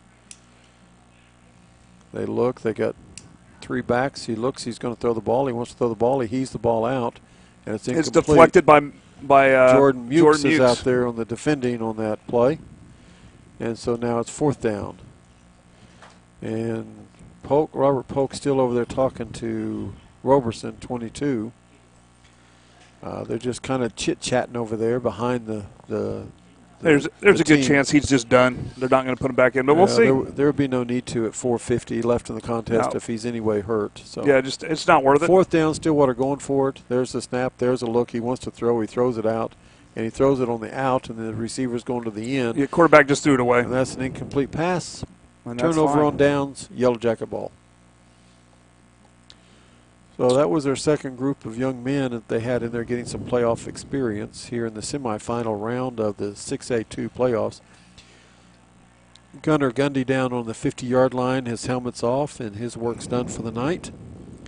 As so is number 9, their receiver. Receiver number 9, Mr.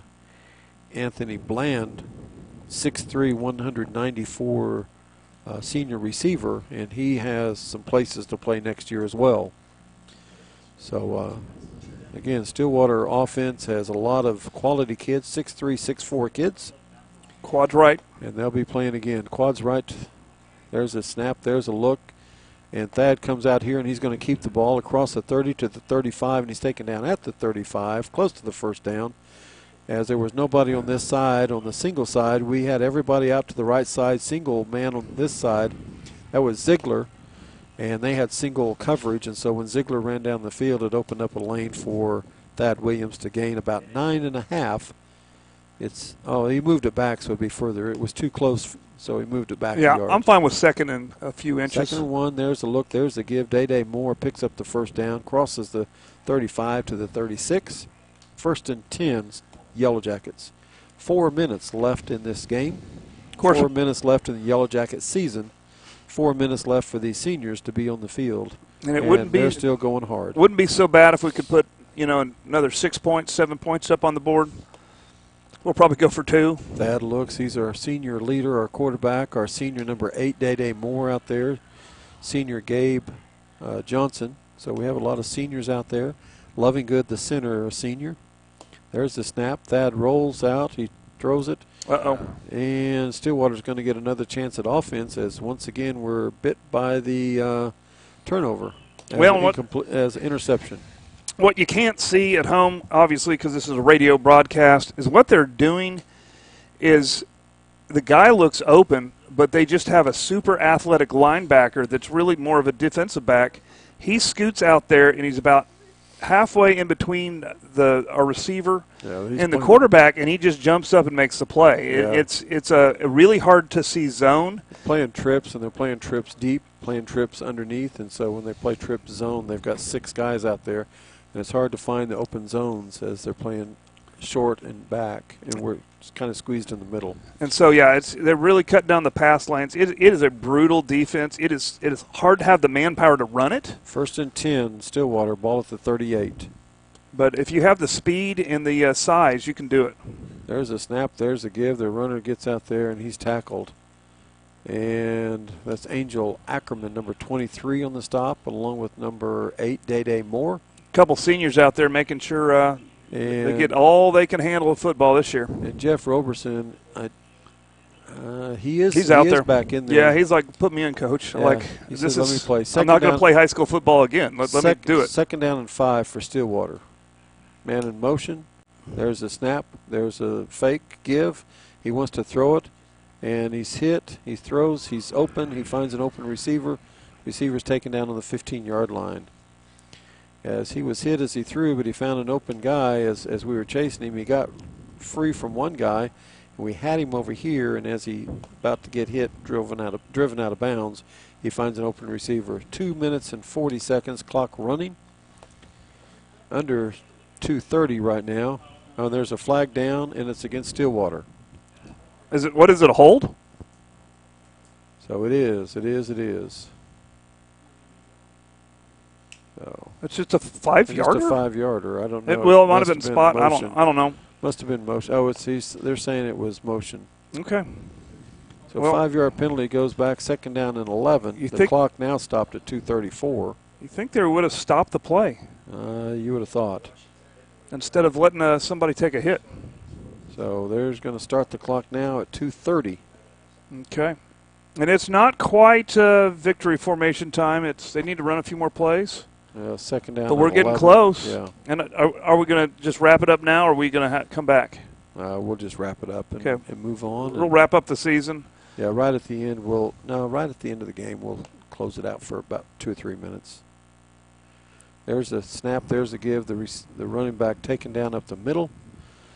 And that's number 29 for you Yellow Jackets, along with number 42. And let's get those young men's names. 29 is McKnight. And number 42 for you Yellow Jackets, for you guys that are home, is O'Hagan. O'Hagan, yep. McKnight and O'Hagan, minute 40 left. Letting some seniors play for sure. Third down O'Hagan. and 10. Third down and 10, a minute and a half left in the game. And they got a 3-back set. There's the snap. It's wide. Almost fumbled. Quarterback gets it. Now he's going to run wide.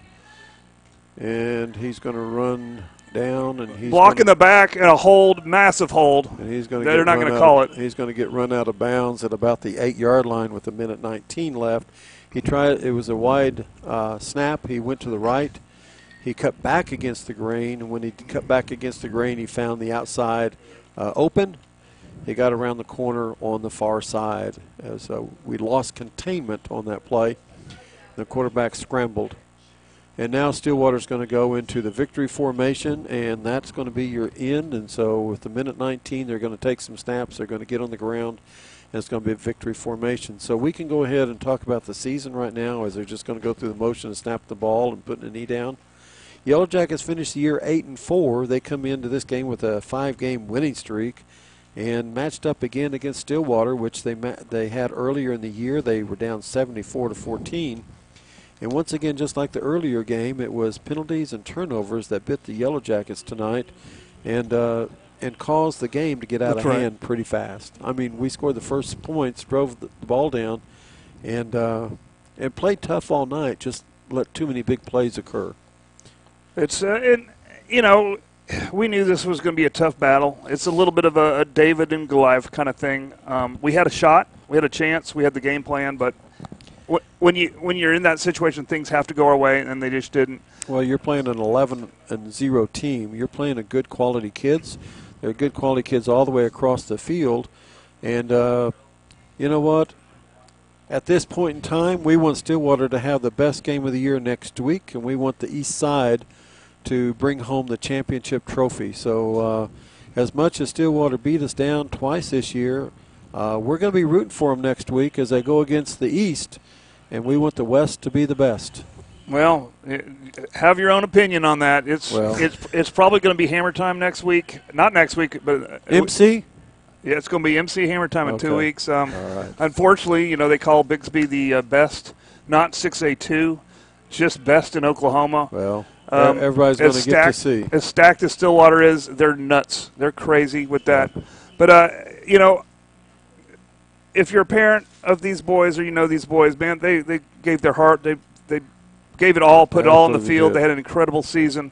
And I see the Stillwater coaches congratulating our kids, our seniors. Every one of them have come up to Thad and slapped him on the back. And our coach is out there. And as tough as the game was and as bad as the turnovers were, he played his heart out tonight. And every one of the Stillwater coaches are finding our kids and talking to our kids and wishing them the best. And that's what you'd like to see after the game. You'd like to see everybody put everything aside and everybody come together, and whether you win or whether you lose, you laid it all out on the field, and now that it's over with, you can't do anything about it, so you can congratulate each other. And so that's what their coaches are doing to our kids, and that's what our coaches are doing to their kids. And that's what you call sportsmanship. That's what you call high school athletics. And please also let our sponsors know how much you appreciate it. You know, they sponsor, they spend a lot of money bringing you this broadcast so you can see your kids and see your team. You can't see them tonight. Well, at least tonight, at least tonight you can hear it. And so these sponsors spend a lot of money. Let them know how you appreciate it. And you know, what we're doing right now is we're going to, think about what we need for the next year to make our broadcast even better. And as we bring you basketball, all these things, we're planning for next year, and That's that right. sponsors money is going to help us. So let them know that you heard about it on Yellow Jackets TV, and let them know and all that good stuff. And you guys aren't done for the year, right? Nope. You have things coming up? Oh, yeah. After we got Tuesday, man. We got a basketball game Tuesday after Thanksgiving week. Tuesday after Thanksgiving? And, Oh, yeah. And it's going to be live? Oh, it's going to be live with pictures. It's not radio this time. Yeah, no. Is it going to be audio only? It's going to be with full video. We will have video and audio. All right. Scoreboards. And where's that game going to be held at? That's right here at Choctaw University Stadium. So it's going to be Choctaw High School. At the Choctaw High School, yeah. Choctaw High School home basketball game. Yeah. And that's Tuesday, December what? December 3rd. December 3rd. Tuesday, December 3rd. And so if you're in the area, if you want to catch the Yellow Jacket basketball team, and I hear they're going to be good this year. Yeah, girls and boys. You'll want to make sure you come out to the game. If you can't come out to the game, tune in to Yellow Jacket TV, and you will hear as your announcers and as your basketball operatai, who is? And that would be Mr. Crowder. Yep. Be Mr. Crowder. You doing basketball this year? Yeah, I usually do the basketball. Bass usually does the, do the wrestling. So are you guys on solo assignments during that period of time? It just during the depends. It depends if we can. It's a busy time of year, and so it depends who can get out there because we got the musical going on. I'm in the musical. So Are you really? Yes. What part are you playing? I am Daddy Murphy. Daddy Murphy. Yeah, somehow I get typecast as a dad. I don't know why. I was this close to being in the musical, but one of us needs to be available to do I have to film and do the sound for the musical, and I actually had some other things and to do. it's nice to have him for basketball. Yeah, I need to do the basketball. I was going to be in the musical too, but just like your studio, I didn't know where the auditions were. That's fake news. That's fake news. That was all over the place. And then I found out afterwards where the where they were, and I ran over there as soon as I could get there, and all the doors were shut and the lights were off, and so I think It's because they were hiding. I think I went to the wrong. They were hiding. They were like, we don't want any part of that business because we know that if we put him on stage, he's just going to start talking about, cows and pigs and smoking macaroni and cheese. Well, at least that's legal. I guess so, but that's not right. That's not right. So, Well, Yellow Jacket football has been great this year. It went by, and it was over before it really got started. I don't know where the time went, but we've enjoyed it. We've had a good time, and we hope you have too. And it's sad to see it is finally over. It was a thrilling ride. But it will be back in just a few weeks because time flies. Well, technically speaking, Monday, Thanksgiving they get off. Monday, we're starting next season already. Absolutely, we're starting we are. The 2020 season. Our off-season guys will be out. They'll be out so, working and lifting weights and getting ready, getting bigger, next week. and they're going to be building off this momentum. So. And there's a mighty bright future for Choctaw football. So.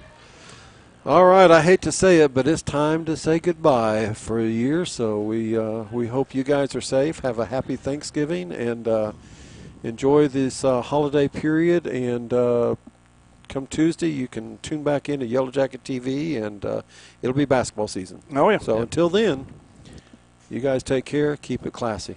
Keep it classy. All right.